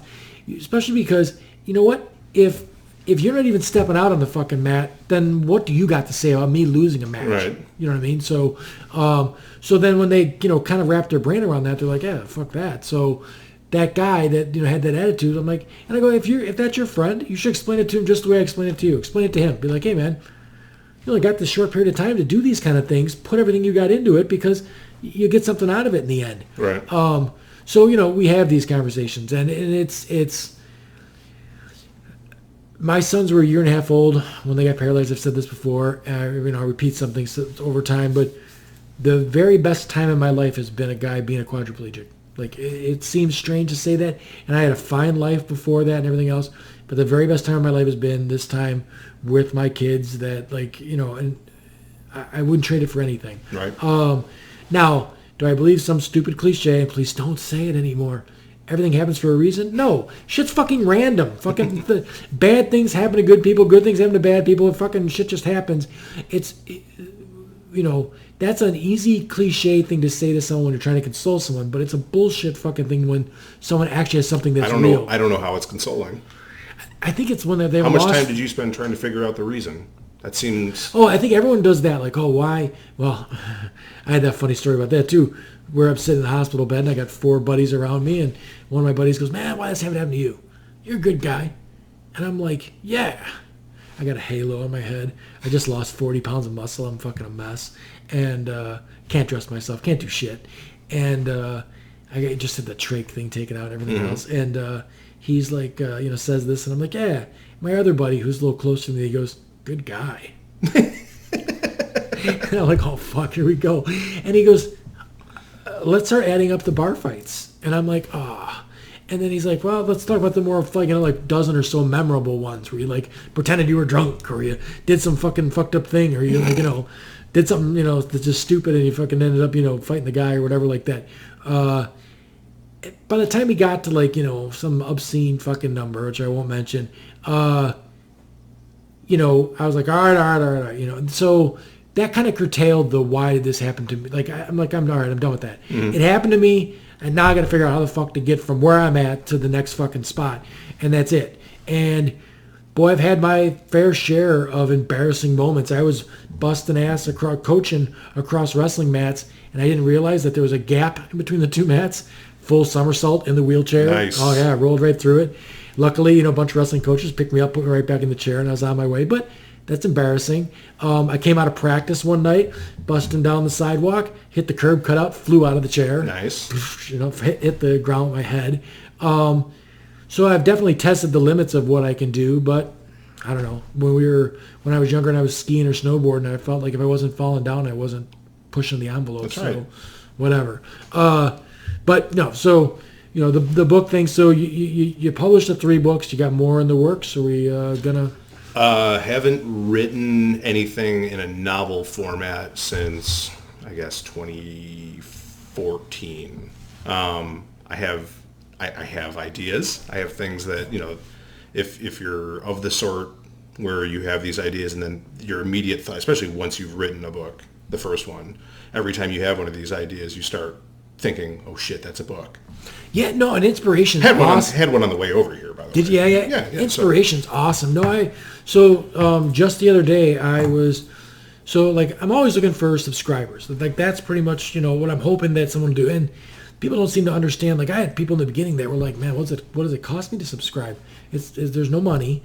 And it's not like if you subscribe to my YouTube channel, you're going to get emails or nothing happens. All that happens is the next time you come on there, you'll get notified that there's a new episode. You don't even get notified evasively. It's just a little red dot in the bottom corner, and then they'll be there. So, but like I'm always trying to get subscribers to subscribe to the channel. I gained like 46 subscribers in a month, and then it kind of plateaued a little bit because I didn't put out a podcast in a couple, like a week or so. And I was like, I don't know, how the hell am I going to organically get more subscribers? And I started to kind of get bummed out about it and stuff. And I decided I'll turn on like an old Joe Rogan. And I'm like, oh my God, the quality of what's going on. Like episode 50 for Joe Rogan was like insane. And the content was shit. He was like, this is pot. It's totally fucking legal. And you know what I mean? Like that was like what the whole fucking podcast was about. So then I was inspired. I'm like, all right, I can, that's not a problem. Like if that's what that looked like in 2013, yep. Here I am, it's 2019, I can just keep trucking along and do. And I was inspired to be like, fuck it, man, I'm in this for the haul. I'll just, go 3-4 years and see where I end up with this thing. So to get inspiration, and then for a podcast, because my shit's all over the place. Like I got a witch on one time. I got a, transgender person on. Like it's everything that I could, pull from everywhere. I'll like see something and I'm like, oh shit, I got to talk to that lady because, or somebody like that, right? Yeah, somebody like that, right? So like, besides looking for subscribers, I'm always looking for, and I've been starting to mention it to people on the podcast. If you know anyone that you think should be on a podcast, by all means, like, tell me who they are now on the podcast. I don't care. The makeup artist lady, Lizette, that came out, she gave me 3 people that like, and she's like, you got to get these people on there. They're awesome. And that was terrific because I'm like, yes, that is cool. Like the one guy like modifies cars, like, just like concept builds and stuff like that, like crazy shit. And then another one's like famous hairstylist. And the other one's an opera singer. And I was like, yes, absolutely. Mm-hmm. That sounds like something maybe totally cool to me. So like the other day I'm in the shower and I'm like, you know what I got to get? I got to get a dog trainer. Mm-hmm. Everybody's got fucking dogs, and they have a couple tips on dog training would be awesome. Like so I'm looking for a dog trainer now. Not that I need a trainer for my dog, but Right. When inspiration comes on, what was the one you had on the way here? I don't know if you don't want to copy. Oh no, it. somebody else can go write it. As far as I'm concerned, this happens to me all the time. No, was thinking. There's what you mentioned, a writer that you were a fan of when you were younger. My favorite was always Michael Crichton. Was just in love with, started with Jurassic Park like everybody else, Yep. but ended up reading Sphere, ended up reading Disclosure, ended up reading Rising Sun, and ended up reading Timeline, which was one of his more recent ones, where he kind of tries to use quantum physics to explain how time travel might work. So I'm thinking about that because I recently picked it up and I'm rereading it just because I love the novel so much. Yeah. And all of a sudden it kind of hits me, what if somebody wanted to use time travel to go back and save Jesus? And what would the Vatican do about it? Yeah, and what would the religious... You can't save Jesus. He has to die. He has to die, right, yeah, for sure. So that could be, there's a sort of a race competition Yeah. and competing interest over, ironically enough, people who may not be believers trying to save a person and people who are believers trying to make sure that he dies. Right. That kind of... Irony is, right, a twist Right? there, right, it's weird. Well, and time travel's been done, I think every single time there's a time travel movie from, the mundane, like Back to the Future movies and stuff like that, it's so weird to make your brain spin on if he went back here, how would that change? Mm-hmm. And then he couldn't have come back, like the Terminator movie. If he came back and he couldn't, Right. like... And actually, Timeline, or I don't know if you read the book. No. How Crichton gets around that is using quantum physics and using the many universes theory is brilliant. Yeah, right. It's not your timeline. You're not going back to your timeline. You're going back to another time. You're transitioning to a universe nearly the same as yours.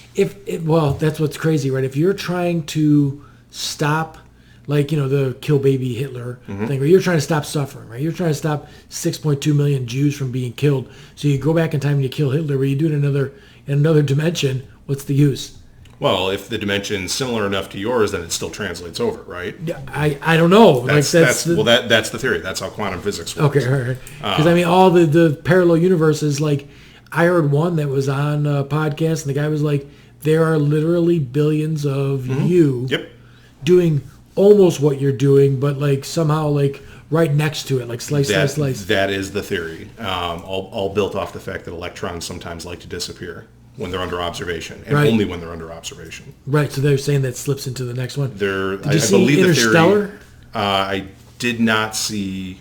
Did I see it? No, I don't think I did. The Matthew McConaughey one? No, mostly because I hate Matthew McConaughey.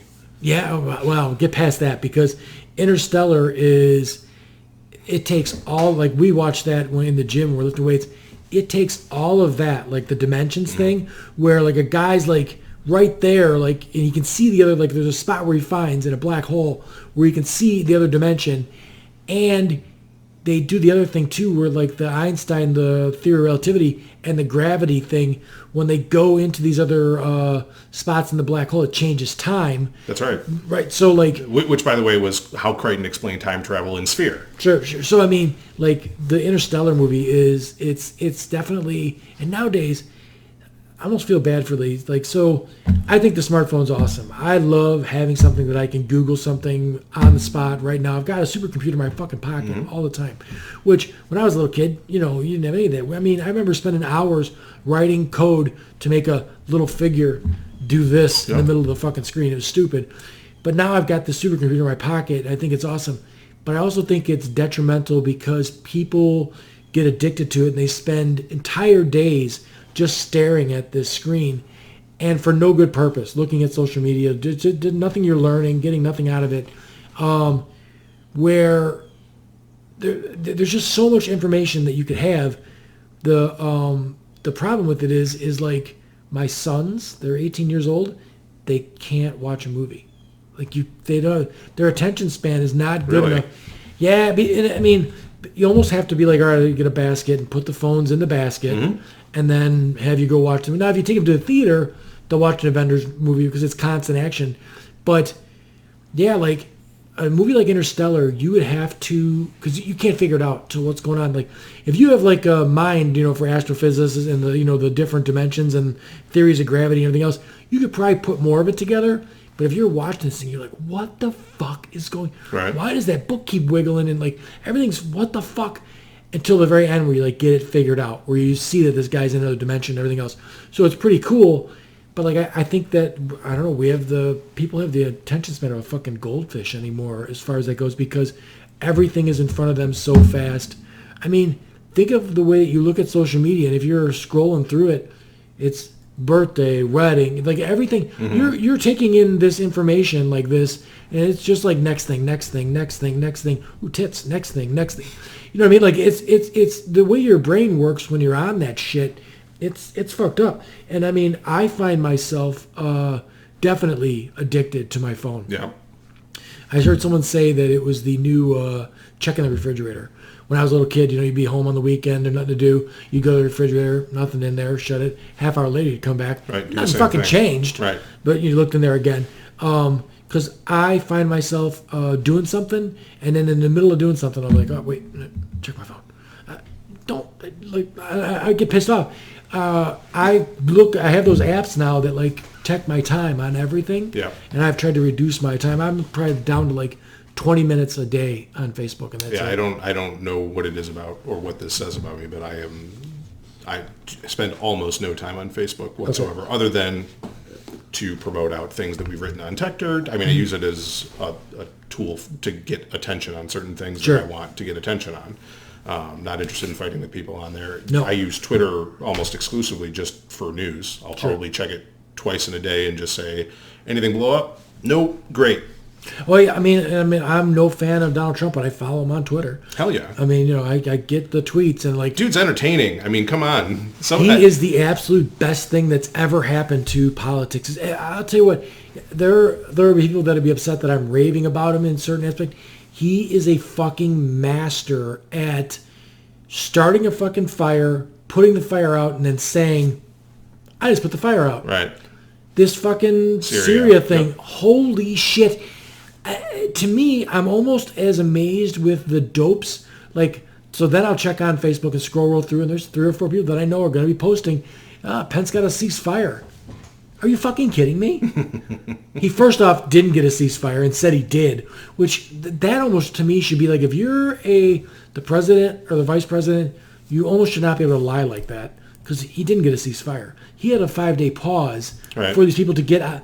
Well, and in the same press conference, almost in the same breath, the defense minister of Syria came up there and was like, not a ceasefire. Not a ceasefire. Right. He flat out said it's not.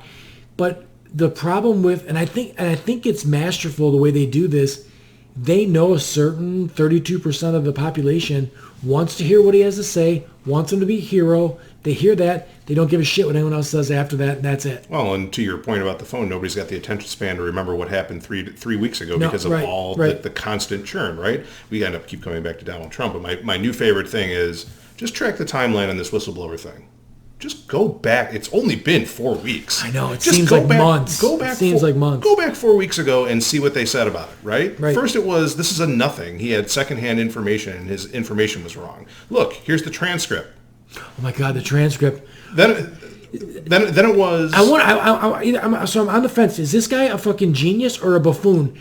And I can't seem to. Every time he does something that seems really fucking smart, I'm like, oh, you're a fucking genius. And then he did the buffoon thing. He's like, look, and it says right here, but you got to do me a favor though. Right. Are you out of your fucking mind? Did you read that before you put it out there? And so that was 3 weeks ago, right? Yeah. And then at that time it was, but there's no quid pro quo. I mean, look at the guy. Oh my God, no quid pro quo, like 1,000 times. No quid pro quo. And then this past week, fucking Mulvaney comes down there and goes, we do that shit all the time. Yes, not only was there a quid pro quo, there's more.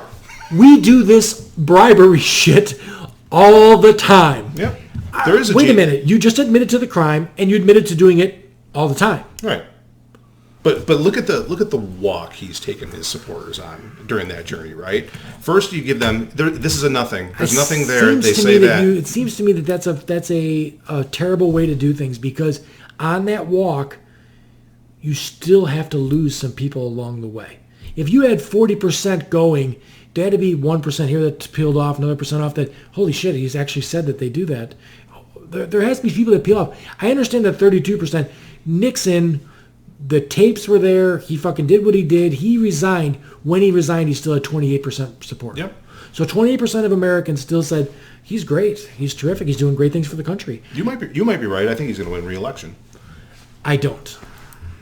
So I'm hoping you're going to be right again, and I get to be wrong again. Right. Well, to me, it doesn't matter.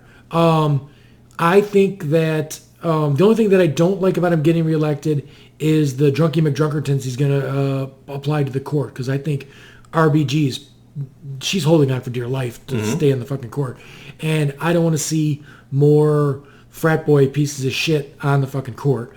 So that's the downside to him getting reelected. The upside to him getting reelected is, sorry to say this, people are going to be upset. He is doing everything. He's pulled every lever that he can to prop this fucking economy up. He has given huge tax breaks to corporations, which they in turn took that money, bought stock to raise the stock market, and the stock market's fucking fluttering, man. Right. It's barely fucking... If you put money in the stock market in the beginning of this year, we're in month 10 right now, you did not make any money this year. Right. And that's the first year that's happened. That means we're plateauing, man. It's right fucking there. The minute that you take those tax breaks away, you can't buy more stock next year, next time. It's going to start to fucking... And then it's all perception, right? So once this thing starts to flutter down, starts to snowball down. It's going to go down without the tax breaks, though. I mean, sooner or later... You can tell every time you start seeing that volatility where that thing starts, that needle starts fluttering a little bit. Yep. Next thing you know, out comes somebody, typically Trump himself, saying, "Oh, we've made some progress on the trade talks." The Chinese will look at the press and be like, "What the fuck are you talking about?" We haven't talked to him in months. No, right. I know, right. And then it flutters back up again, and then it flutters back down. Right. But my problem is this. He's done everything to force the Fed to lower interest rates, to all this stuff that he's done, which theoretically is never done in a time of economic prosper. You lower tax rates when shit is sliding downhill to stop the slide. What are you going to do when the slide happens? There's no fucking levers to pull, right? So here's the big picture. If Donald Trump loses his bid for re-election, which I believe he will, the polls are getting to be way outside the right wing always says, well, the polls were wrong the first time. Yeah, but they were still within the margin of error. The national polls were really close to the margin of error. And you have X factors like fucking Hillary Clinton was the most unliked person on the goddamn planet. James Comey doing what he did. And then the Russians doing what they did and everything. There's all kinds of shit that went on. I mean, they found bot farms with 100,000 fucking Russian bots in there. They were just fake fucking accounts posting shit. Donald Trump actually tweeted about it the one time. I can't believe I lost fucking 30,000 followers. They weren't your followers, dude. Those are fake fucking accounts. They found out those were Russian fucking Kremlin bullshit. So, he was blaming Twitter because he's like, they took away my fucking vote. Okay, they didn't take away shit. Those were imaginary. So Donald Trump loses his bid for re-election. A Democrat gets into office. And the economy takes a shit. And then they're holding the fucking bag, right? Mm-hmm. So Donald Trump can only fucking do these things to prop things up for so long. If he wins re-election, I almost have a theory. I don't think he wants to win re-election. I think he does some crazy shit because he knows if he's out of here, he stands to make a fucking shitload of money. Presidents that didn't make unless that he goes much, to jail. I think that in his brain, he thinks he'll pardon himself. There's no chance he'll somehow get out of it. Like he's fucking slicker than fucking whale shit in an ice floe, man. That motherfucker slides through shit like unbelievable. I mean, if you go back through, look at the fucking thing with the Stormy fucking thing. Like his attorney, his personal attorney, Cohen, like pretty much turned on him and said, yes, this guy told me to give her campaign money to fucking shut her the fuck up. And he's still nothing. And a lot of it is, yes, they can't prosecute a sitting president and all that sort of stuff. So his re-election bid, some people think, is he wants to be re-elected so he doesn't go to jail. Right, because he'll run out the statute of limitations. Right. But then again, I think Donald Trump's a megalomaniac of the greatest proportions, and he wants, over all things, ratings. He loves to be loved. He loves those fucking rallies. And those rallies, I don't understand how people aren't disturbed when they see those rallies. Mm-hmm. They, seriously, We do not live in a country where we lock up our political opponents. And, I mean, they've been like, should we start chanting lock him up now for Biden? Fucking, listen, Biden didn't do anything fucking wrong. Like, did he do something that's he didn't do anything illegal. Right. Wrong's a different question. You can't get locked up on ethics, you know what I mean, stuff. So what they were doing was... No, Biden's son's swampy, and Biden shouldn't be there, and I'm no fan of Biden anyway. I don't give a shit. Why don't these fucking, children of politicians get real fucking jobs? But the three front runners, the three highest polling candidates on the Democratic side are not going to win. They're not. They're not going to win the nomination, or they're not going to win the election? They're not going to win the general election if they win the nomination. The best news for the... I don't think Biden can. I think Biden's a loser, and I think they're finding that out now. Bernie can't? I don't think... I'm not... I was a big Bernie supporter before. I think I got to be ageism stuff, but I think that the heart attack is going to save him. Why can't Warren? Well, she's... the moment people start looking, okay, once Bernie and Biden's gone, who's the next oldest candidate? No, but you would be surprised at how many people are completely surprised that woman's 70 years old. Yeah, I also quite honestly think she doesn't hack 70. I agree with you. I also think that the fact that her signature issue is one in which there is a middle ground that she's unwilling to utilize and the other Democratic candidates will be her undoing. What's that? The public option versus Medicare for all. Yeah, okay. So and I don't necessarily think she's wrong about it. No, right, and you're 100% correct. The public is so short-sighted, and they can only pay attention for 144 characters, so they can't seem to get the whole plan out. Well, it's a messaging thing. It's public. The public option is it's there if you want it. That is so easy to message. Right, but the problem with it is, though, listen, you can run the numbers. All these other countries do this thing. If you want actual reform of healthcare, you need to do something bold like single payer, because that single payer can say, no, I'm not going to give you $1,600 for a fucking MRI. No. Right. I'm the only person paying. Right. So I'm going to tell you what we're going to pay for that, and we're going to look at it, and we want you to make a living. Elizabeth Warren has come out and said that she's not a socialist. She's a capitalist. But and I think that for an intelligent person, she's going about it the right way, because this question that the news media always wants to ask, and Republicans want to ask too, are you going to raise taxes? That's not a question. That doesn't fucking matter.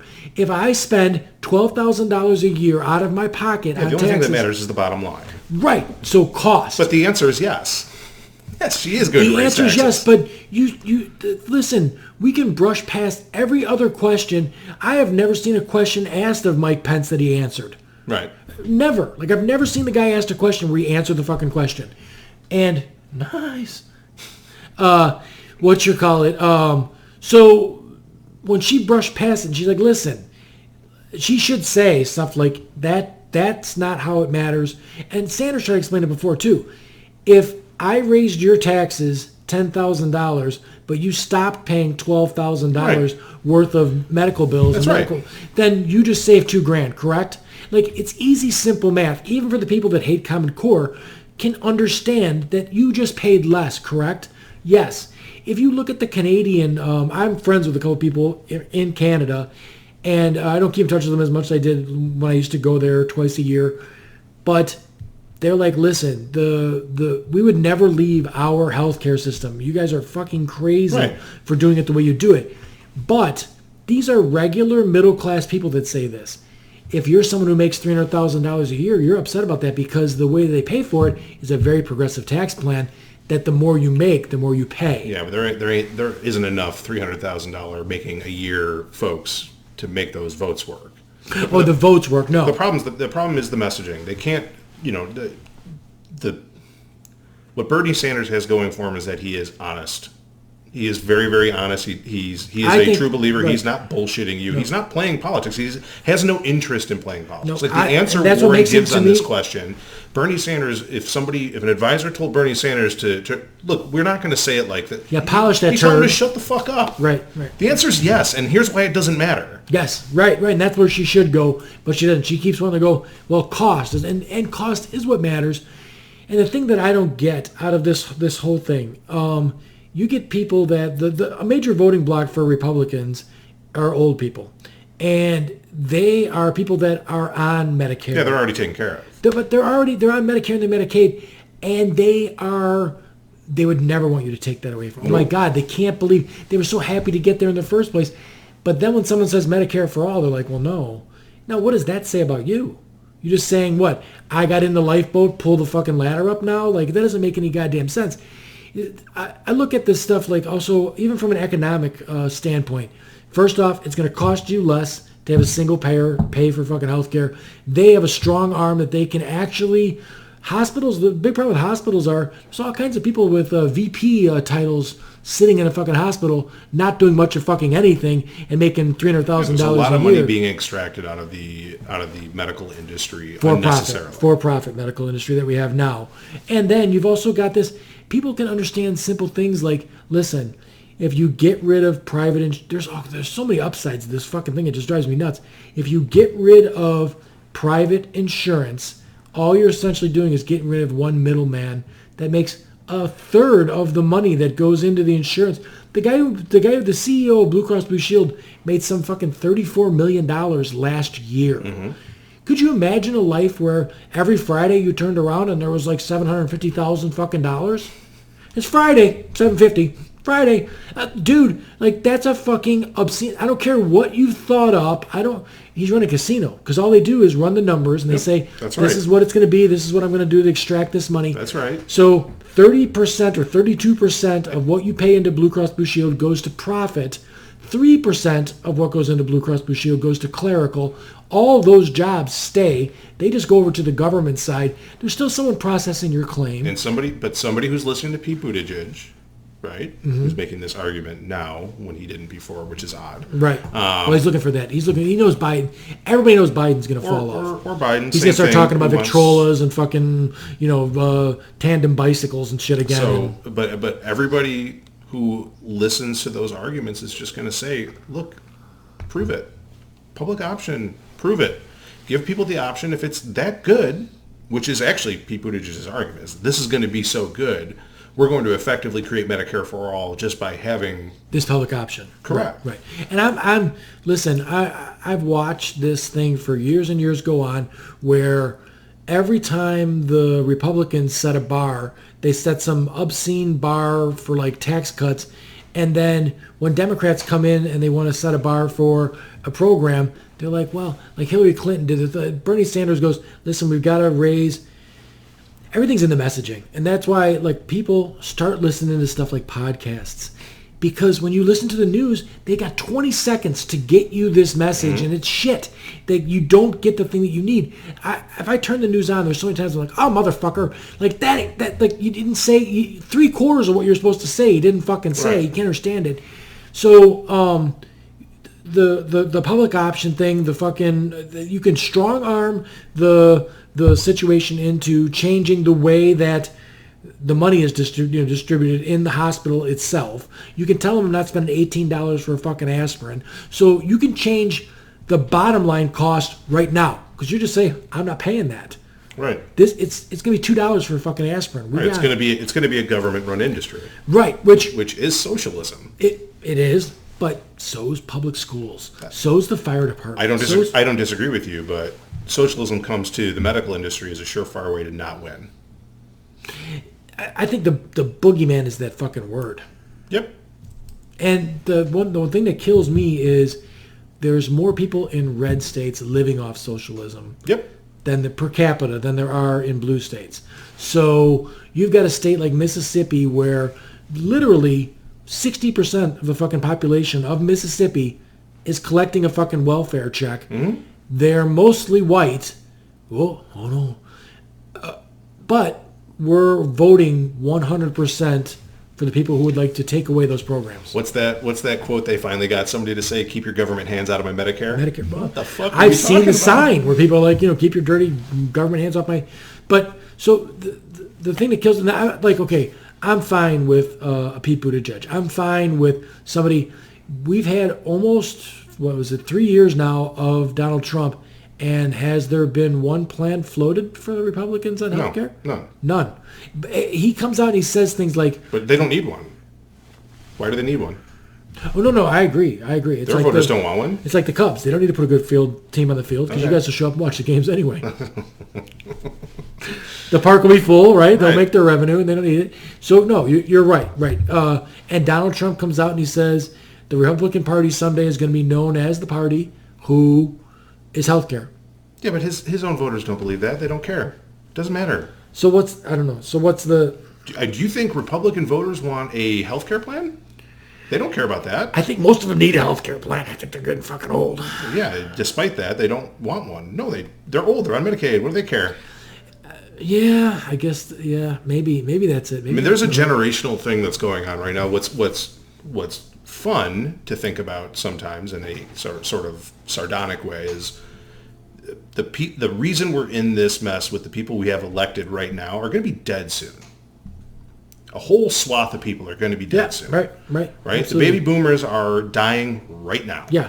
I would not be surprised at all if in 20 years the Republican Party looks completely different. Well, and get ready for, you think the economic times the last 3 years have been good. When that baby boomer crowd dies off, how are we going to pay for this? How are we going to pay for that? Oh, because a whole bunch of people are going to die. And they're going to fall off the rolls of Social Security and Medicaid and for sure. all the rest. Yes. I've never quite understood how 30% of the population can die, 70% of the population doesn't actually get these benefits, and some percentage of them won't go on. But, just over the course of 10 to 20 years, it's going to be 30% of people in the country will be dead. Yes, right. No, we're not living to be 120, so that's for sure going to happen. That's right. So next thing you know, there's going to be an economic boom. There's going to be like a lot of the reform they're talking about doing on government-run programs is laughably unnecessary. Sure. Right. So, I just a lot of the conversation, it as you said, it comes down to messaging, and I don't think there is a winner on the left that that has the right message. I don't think they have one. No. Well, okay. I think that there's a certain, and I've seen them like marching and everything else. I think there's a certain, let's call it 38% of the population that it does not, and it's almost a shameful thing to say, because I always said this about Republicans, that it didn't matter. Republicans are very good at walking lockstep. They will, watching Jim Jordan and watching Lindsey Graham defend this buffoon has been like, holy shit. They're professionals. You have given up every bit of respect you could possibly have to defend this guy who raw dogs porn stars. This is what you've done. So that's fine. I've always been upset with watching Republicans in the general public that no matter who they traipsed up there, if they traipsed Beelzebub's dog up there, they would vote for him because he's got a Republican. Because he's the third baseman for the Republican Party. That's my point. Right. So the Democrats are becoming the same animal as far as that goes. They're so blinded by their hatred for Donald Trump and everything Trump that it doesn't matter. It does not matter. I think you're going to see a different turnout as far as people that voted third party, people that did things and the other big X factor that's just not there is Hillary fucking Clinton. Listen, I didn't want Donald Trump to be president. The guy's a fucking douchebag. But voting for Hillary is not a fucking appealing at all. Nope. It was terrible. Yep, I did the same thing. Felt horrible about it. I almost believed a conspiracy theory that said Donald Trump and the Clintons were good friends, and the plan was to get Donald Trump to run on the Republican ticket so Hillary could win. Because it seemed to me a no-brainer that Hillary could not beat Jeb. Hillary could not beat like a regular, wholesome Republican guy. That's a misunderstanding of what Donald Trump's ego is. Right. Well, and the misunderstanding of the stupidity of just saying it's going to be the greatest, biggest, best thing, and people believing that sort of thing. I think the fun thought experiment is if you could go back, speaking of time travel, if you could go back in time, put every Trump voter in a room, in an auditorium, get on the microphone and say, good news, I'm going to tell you something about the future. But the only thing you reveal to them is, so you're aware, if you vote for Donald Trump, he's actually going to win. Yeah.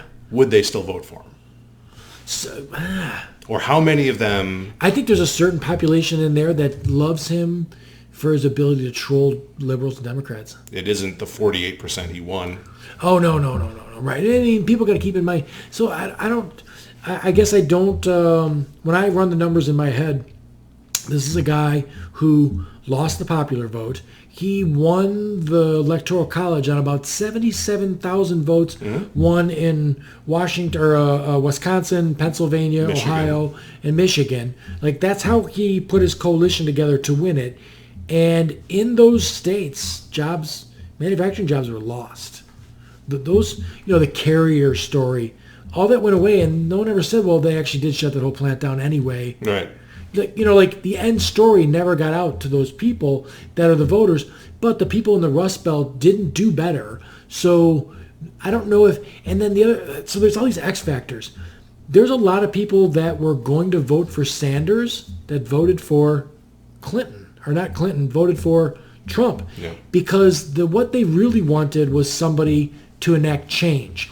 They saw suffering in their life. They saw a situation that's it's going to be unobtainable for me to pay for college. The quote I always heard that I think put it slightly differently was Donald Trump wasn't their preferred candidate. He was their murder weapon. Sure. Well, he was an agent. He was a fucking hand grenade that it was going to throw into this thing. That's right. Bernie Sanders was a hand grenade. It was just a different variety of hand grenade that was going to go in there. And I wanted a hand grenade also. So there's a real parallel between me and the Trump supporter. I just looked over the fence and said, listen, anybody that's on the same side as Kid Rock and Ted Nugent, I can't be there. Right. These are morons. Like, the Larry the Cable Guy and me can't have fucking the same philosophy. Right. So, I'm sure Larry the Cable Guy's a wonderful man, but so, like, I just couldn't make that leap. But I understood the change. I understand that you wanted something to change something. But don't you think those Bernie supporting Trump voters think the exact same thing right now? Don't they want that same outsider change again, or do you think they've learned their lesson? No, I think that there's all kinds of people that have. I won't go as far as anyone ever learning a lesson when it comes to that stuff. I think they get locked into, I'm right. But there are definitely things. If you look at the destruction that Donald Trump's left in his wake, just from the casino days and everything else, there's all kinds of contractors that had their lives ruined, filed bankruptcy because he never paid them and stuff like that. There are all kinds of municipalities right now who he held a rally in their town and he still owes them $60,000 for the rally. So, like, he's leaving a wake of destruction, and all I'm saying is he's chiseling away. And all you got to do is chisel away. He won by 77,000 of the right votes. Chisel away a couple 100,000 votes, and you lose. Is chiseling away being one thing? Is Donald Trump anti-establishment still today? Yes, but yes, if you're, I would say that you're an independent, but you definitely have some thoughts that are conservative leaning.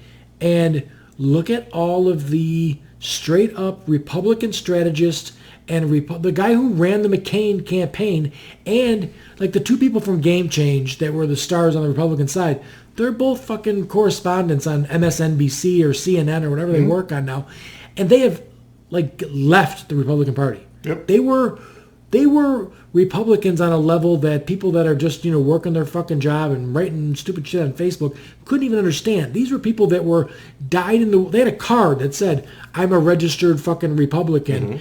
I work for John McCain, and they left the party. So, I mean, look at Bill Kristol. There are a ton of people that have conservative values that are like, fuck this guy. So, but Bill Kristol and is it Chris Murphy? I think the guy who ran John McCain's. I think it's Chris Murphy. No. It's no, it's not. It's the bald dude. The Woody Harrelson played the character, but he's it's not Chris Murphy. But Nicole Wallace, I think, is the chick, and they work with Palin. Those people were never Trumpers in 2016 as well. They may have been registered Republicans, and now they're not. Sure, but they still have a voice and a platform for the past 3 or 4 years. You don't think they won anything over? No, I'm not interested in what they have to say. And I don't think, and if I'm not, as a consumer of politics on the regular. Right. How is it that you can run a Fox News poll and pull up 51% of people saying they should be impeached and removed on a Fox News poll? It's one. I mean, you don't ever take a lesson from one poll. It's the way polling Gallup works. just came out. It's 53% should be, and I don't believe he should be removed. You don't? No. I think that we're so close to an election, he should be impeached.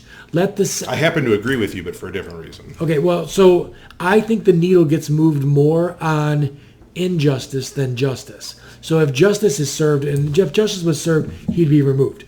If injustice is served, that creates outrage. It drives people to the polls, and then he gets removed by the ballot. Then you've got nothing to say. Then the American people spoke, and he's removed, and that's it. I mean, the messaging thing is such a bitch too, because Al Gore wins the popular vote, loses the presidency, and the first thing that George W. Bush says is the American people have spoken. Right. Yeah, they didn't want you to be president, most of them. So I don't know what you're. Yeah, you know what I mean? My case against removal is very simple. The Trump-Pence ticket has something like, what's the current approval rate? Like 38, 39%? Yeah. I don't even know if it's that high now, but yeah. But so 38, 39% on the Trump-Pence ticket. Yep. Make it the Pence-Trump ticket. Then what happens? Wait. Or make it the Pence. Yeah, it's got to be Pence somebody else. But Pence is in trouble too. Trump just threw him under the bus last week. Yeah, that ain't gonna work. I don't know. If Donald Trump gets removed and Mike Pence is the nominee, he's gonna win. Yeah, I don't know about that.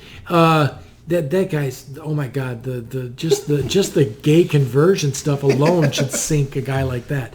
I just believe the country's moving into a direction that is, even if you're a die-in-the-wool Republican, I miss the days when Republicans believed in science, and I miss the days where Republicans didn't think, George W. Bush ruined that, where they didn't think religion had something to do with it just occurred to me, by the way. You're against removal, but you think Pence would also be in trouble and then in theory also be removed? I don't know about... What is it against President Pelosi you don't like? Right. Oh, nothing. I don't like anything to do with Pelosi. But the thing that the troll in me would love just for the first, for a month of the Pelosi presidency to happen, just because the heads exploding on the other side would be insane. No, I believe that I think Donald Trump has something on Pence, and I think Donald Trump is a hand grenade, and I believe if he went down, he would let it go. I think he dangled it with the Ukraine call. He's like, you should have heard all the calls with Mike Pence. They were perfect too. He was just dangling that something. And then if you watch Pence, he's always looking so adoringly. It's insane the way Mike Pence is with Donald Trump. Then this guy is a super Christian.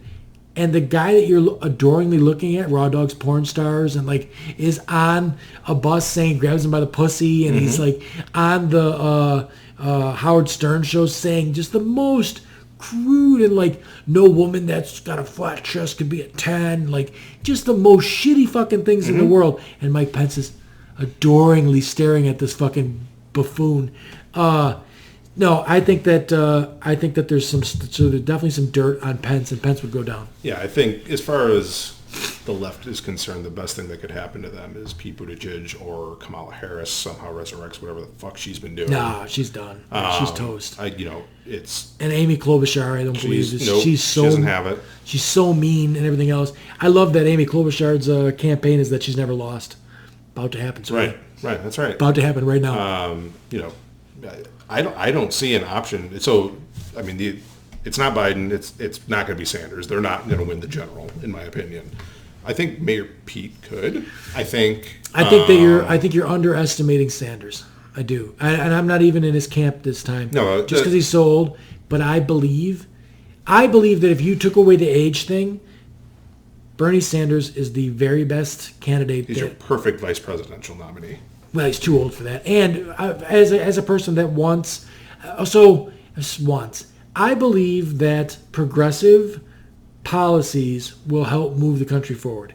I believe that in 40 years, we're going to be basing our leading the planet on education and what we know and tech versus bombs and jets and all this other bullshit.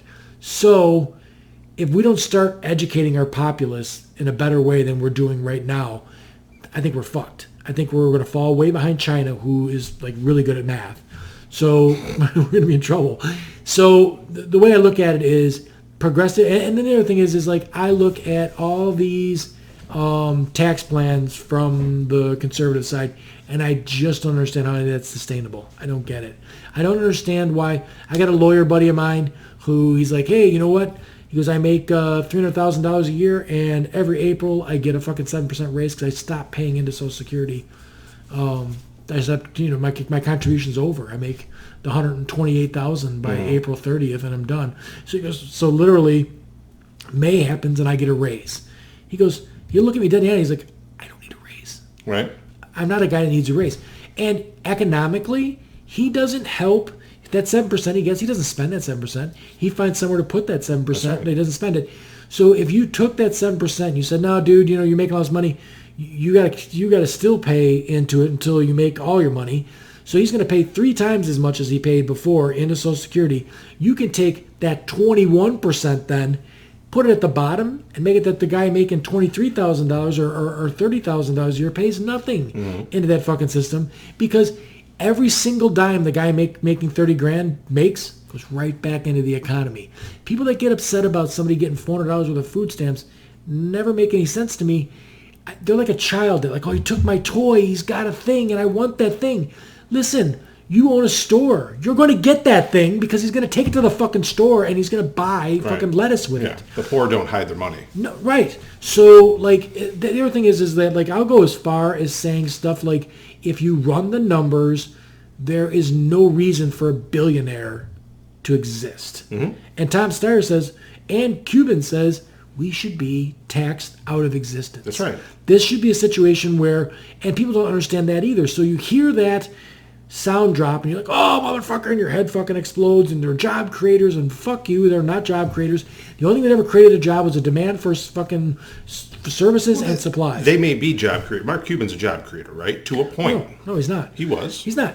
Consumers create jobs. Okay. If you need a new screen door, and Mark He's an employer. How about he's that? an employer that can open the factory. But listen, if you wiped off the planet, if a nuclear holocaust came along and all it hit was every Amazon facility, every Walmart facility, every Target, and everything like that, every big Meijer, every big grocery store that existed, guess what happened? All the little Burkott's and little mom and pops, they would fill the demand for loaves of bread and things that need to be bought.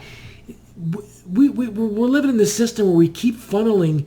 There was a thing on Netflix that was called Explain, and they were explaining billionaires. And the guy's like, listen, it's very, very difficult to take $100 and make $110 out of that $100. But it's very easy, almost inevitable is what he says, to take $100 million and make $110 million out of it. He goes, give me 6 months, I can make $110 million out of that $100 million, no problem. So we've made this system that is so easy to funnel massive amounts of money. If people do the math on what a guy like Bezos has, it's some obscene. You got to make $1 million a day since the day Columbus fucking hit the shore to today. $1 million a day to get to $165 billion that this guy's got. It doesn't make any sense for this guy to have this wealth when everybody that Bezos employs can read, write, and do math because they got educated in the public schools. But then Jeff Bezos pays nothing in the public schools because he pays zero fucking tax. What the fuck's going on here? Listen, I know that my vehicle probably puts a pothole or two, or puts wear and tear on the road, but nothing like Bezos' fucking fleet of 100,000 trucks that are running around the road, and he paid nothing into the roads. So if you progressively tax someone, and I wish people would look into what that means. That means that if you made $100,000, you got taxed at the 27% rate. If you made $500,000, you got taxed. That doesn't mean that they looked at the end of the year and they said, all right, you made $1 billion, you get taxed at 92%. They take 92% of the way. That's right. You get to keep all that money in the beginning, and then you get to get taxed on the top end. If you want to, people that don't understand how marginal tax rates work, right, don't understand policy. No. I mean, and also history, right? When is Eisenhower? When's the 92%? That's right, 92% in the 50s. Yep. How were the 50s for America? He's a Republican. Boom. I believe that's what the people with the red hats are talking about, is the 50s. Mm-hmm. I mean, it is Jim Crow and really bad for black people, but they're talking about a time where the Ward Cleavers and the Middle America and everything was doing great, and our manufacturing was booming. Well, guess what? A guy like Andrew Yang will explain to you that's not coming back. Mm-hmm. And Andrew Yang, when he did Rogan 6 months ago, and I listened to the podcast, and I was like, damn, fucker's smart. Yep. Like he's saying shit that makes fucking sense, and he's throwing up red flags on shit that we better start paying attention to, or we're going to hit a wall here. And he got traction. He's like fifth or sixth on the UBI is this campaign's. UBI is 2020's Medicare for All. Yeah, well, okay, and I agree. And I wish that people. So if we go back to Medicare for All, and you look at it from a dollars and cents, like you're an employer, if you take away, decouple your health care from your employer. Now you're the employer, right? That's a massive amount of cost that I'm not required to spend anymore. Except when your taxes go up. But what I'm saying is, can't I afford to raise your wages now because I'm not spending that money? Now you may be spending on that, but if the overall cost is half or 2/3, if that's true, yeah, right, then it's going to be that. Well, if you look at other countries, we spend 3 times as much as what a Canadian spends, and they live longer than we do. But part of that is, listen, if you got a toothache, you can just go to the dentist. You don't wait till the thing's obsessed. If you've got, stomach problems, you're like, I'm shitting blood and everything else, but you have insurance, you don't go until you're fucking got full-blown stomach cancer, and then you're fucked. Right. So these people go to the doctor when they start to feel something's wrong because they're not going to pay out of pocket for it. Preventative care. I mean, so if we did Medicare for All, do you think that would be cost neutral, cost reduction? The other countries have shown that it's cost reduction, and the outcome's better. It's like twofold. Well, Europeans live longer than we do. Some people say it's like the wheat we're using or something like that, but the outcome in Denmark and everything else is way better than. I understand the healthcare outcomes are better. Yes, I'm saying you are going to have to bring in more money than what we spend now in taxes. I don't believe so. In order to deploy Medicare for All. I think the initial. Okay, so in this part of the house, I have regular forced air heat. Right, furnace costs $5,000 to put that in. In the other part of the house, I have radiant heat in the floor. Furnace costs $8,000. It costs me $1,000 a year to heat this part of the house. It costs me $200 a year to heat that part of the house. The initial investment is more in that situation, but the bills in the long run are way less. So to initiate the program, I believe it's going to cost more to get it off the ground. But once it happens, you start reducing the cost of an aspirin from $18 to $3. You reduce the hospital stays because people don't wait until their brakes are totally shot to go have the fucking brakes and the rotors fixed. So yes, there's a reason why a Canadian spends a third of what we spend. I'm not saying a Canadian citizen spends a third. I'm saying per capita, a third per citizen is spent on healthcare. A third. Now you're going to lose 1/3 just by getting rid of private health insurance because that CEO is done. Right. There's a third of it right there gone. So no, I believe that in the long run we are dumb for doing it the way we're doing it, and we do it supposedly in the name of innovation, but I believe it's really in the name of greed. We pass laws that if you make your money passively, you only spend 9.9% interest. Warren Buffett gets charged 9.9% interest because he makes his money in the stock market, and he's got the thing where he came out and said, he goes, "This is obscene. I pay less than 10% taxes, but my secretary spends 28%. Why is that? She works for a living. All I'm doing is shuffling things around with stocks and shit like this. I make my money from the stock market." That was passed with the theory that grandma and grandpa, Mima and Papa, are living on their pensions and their dividends and stuff like that. That plus the interest in actually investing in companies in order to allow them to grow. Right.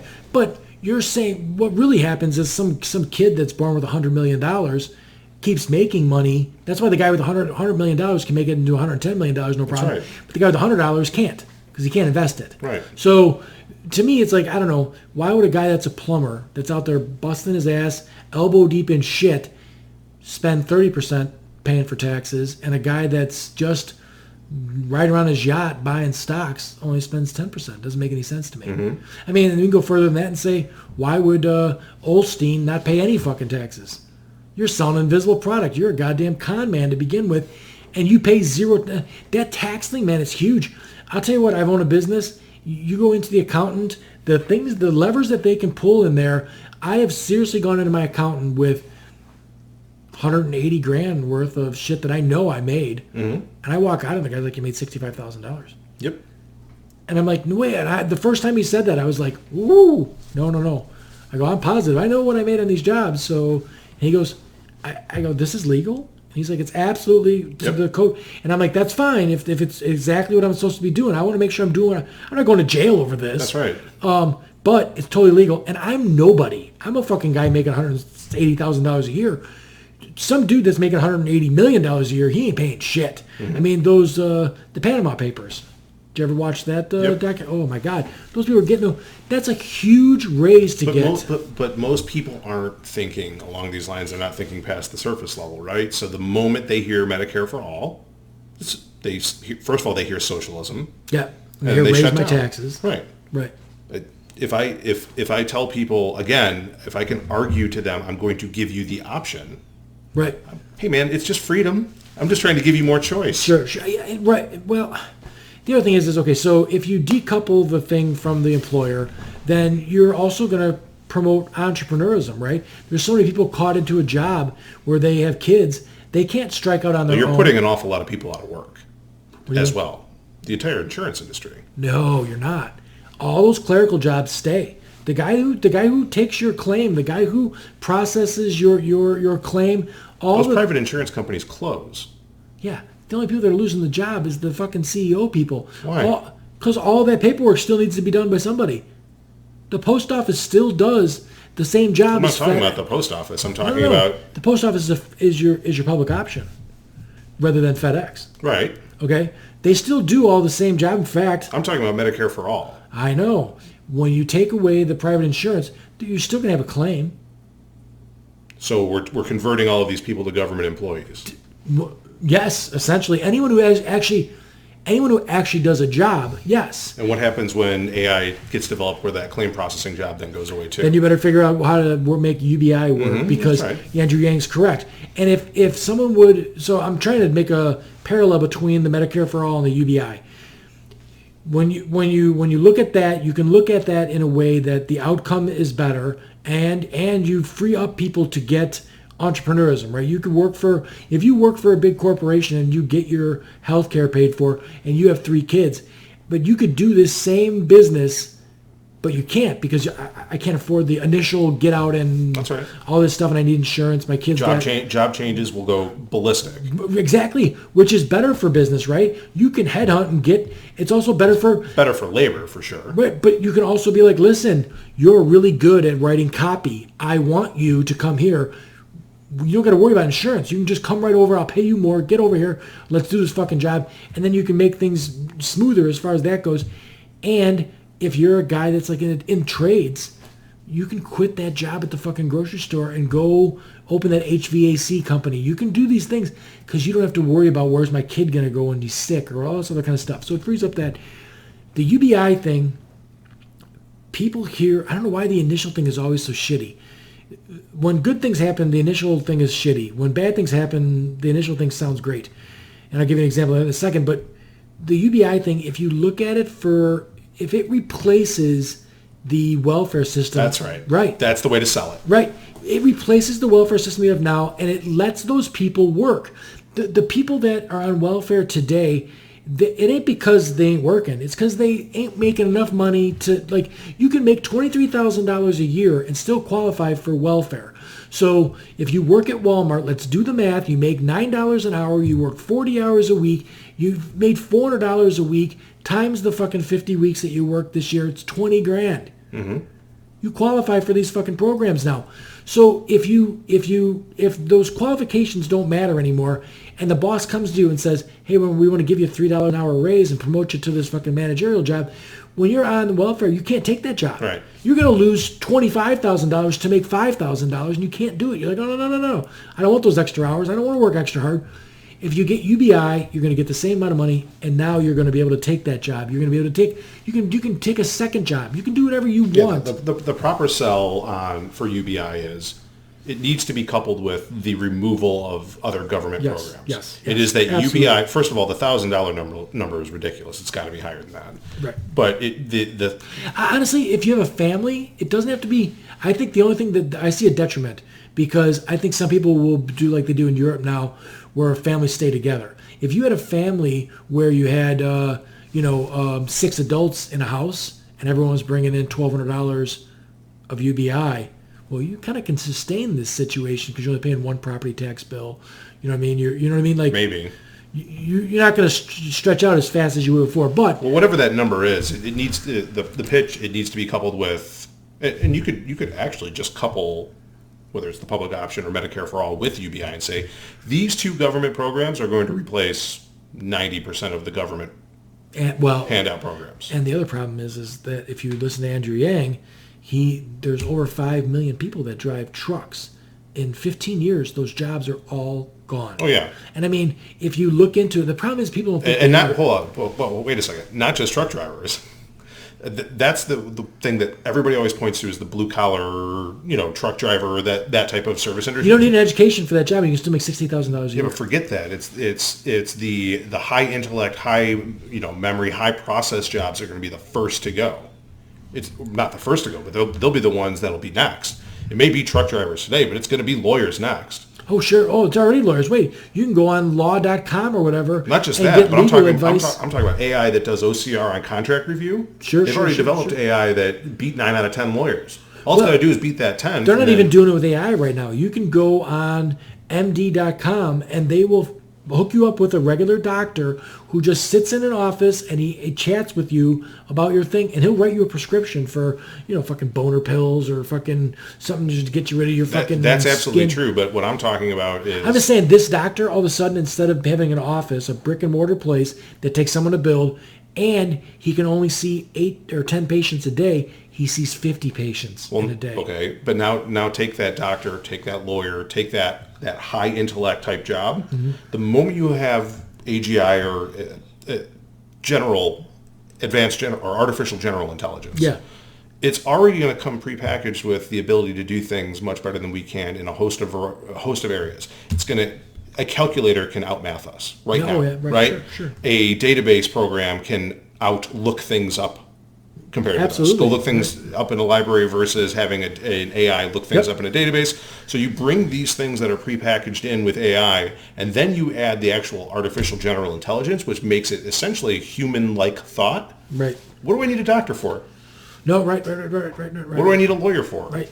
Well, I see, and we need to wrap up here. We're at like a little over 2 hours now, but I think the exciting thing about AI is a lot of scientific medical breakthroughs and stuff are ran by trial and error. Like they try this, and it fails. They'll try this. Well, now instead of running all those things with a human, you run it through the AI, and it'll run those way faster. And once we get to quantum computing and stuff like that, when it gets to be 4 times as fast as the fastest computer, you're going to start getting cures for things. You're going to start getting things to work out faster. You're going to be able to simulate programs on entire universes. Right. You're going to be able to say, okay, I've got the Earth, I've got my simulated model of it. I'm going to do X. Let's see what happens. We veered way off and everything else, and I really wanted to go into copyright talk with you, but I got to hard out, man. I got to fucking go to New Lenox for a showing.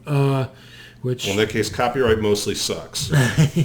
Well, if you get more time, some other time, a month from now or something, come back and let's do it again. Because I would like to do the copyright thing. To me is very interesting as far as from what you're saying, what is copyright and what isn't. I mean, I see the Red Hot Chili Peppers write a song that sounds a little bit like a Tom Petty song, and they get sued, and the court says, "Yep, that's a Tom Petty song, dude," because the melody is a Tom Petty song, and you don't know if those guys subliminally heard that song and then we're in there oh, yeah, that sounds pretty good. Yeah, you didn't even know it. But you wrote a Tom Petty song. And as a teaser, I'll tell you my main argument against copyright is if you just read, it's in the Constitution. If you read copyright law in the Constitution, the purpose of copyright law was to promote the progress of arts and useful sciences. Okay. Anything that gets in the way so they could create revenue to bring it in and keep that copyright. Well, the deal was we will give the creator a limited amount of time where it can be theirs and theirs alone. Yeah. And what the public gets is people who want to create more content because they can monetize it. Yeah, sure. So the moment that copyright gets in the way of more content being created, it goes against its purpose. Right. Good. Well, good. All right, this is the part of the podcast where I ask you to subscribe to the YouTube channel. By all means, comment, rate us on iTunes, on YouTube, all that stuff. I'm getting away from engaging on social media. I would love to engage with you on, say, the YouTube comments and stuff like that. I'm all about it. So, do that. And then if anyone out there knows somebody who should be on a podcast, who's got some information, who would have a good conversation for other people to hear, if it's you, let me know. And I'll, hook you up and we'll sit down and have a talk. I had a good time. Yep, me too. I always do. I wish I had more time, but I don't. All right, thanks. Cool.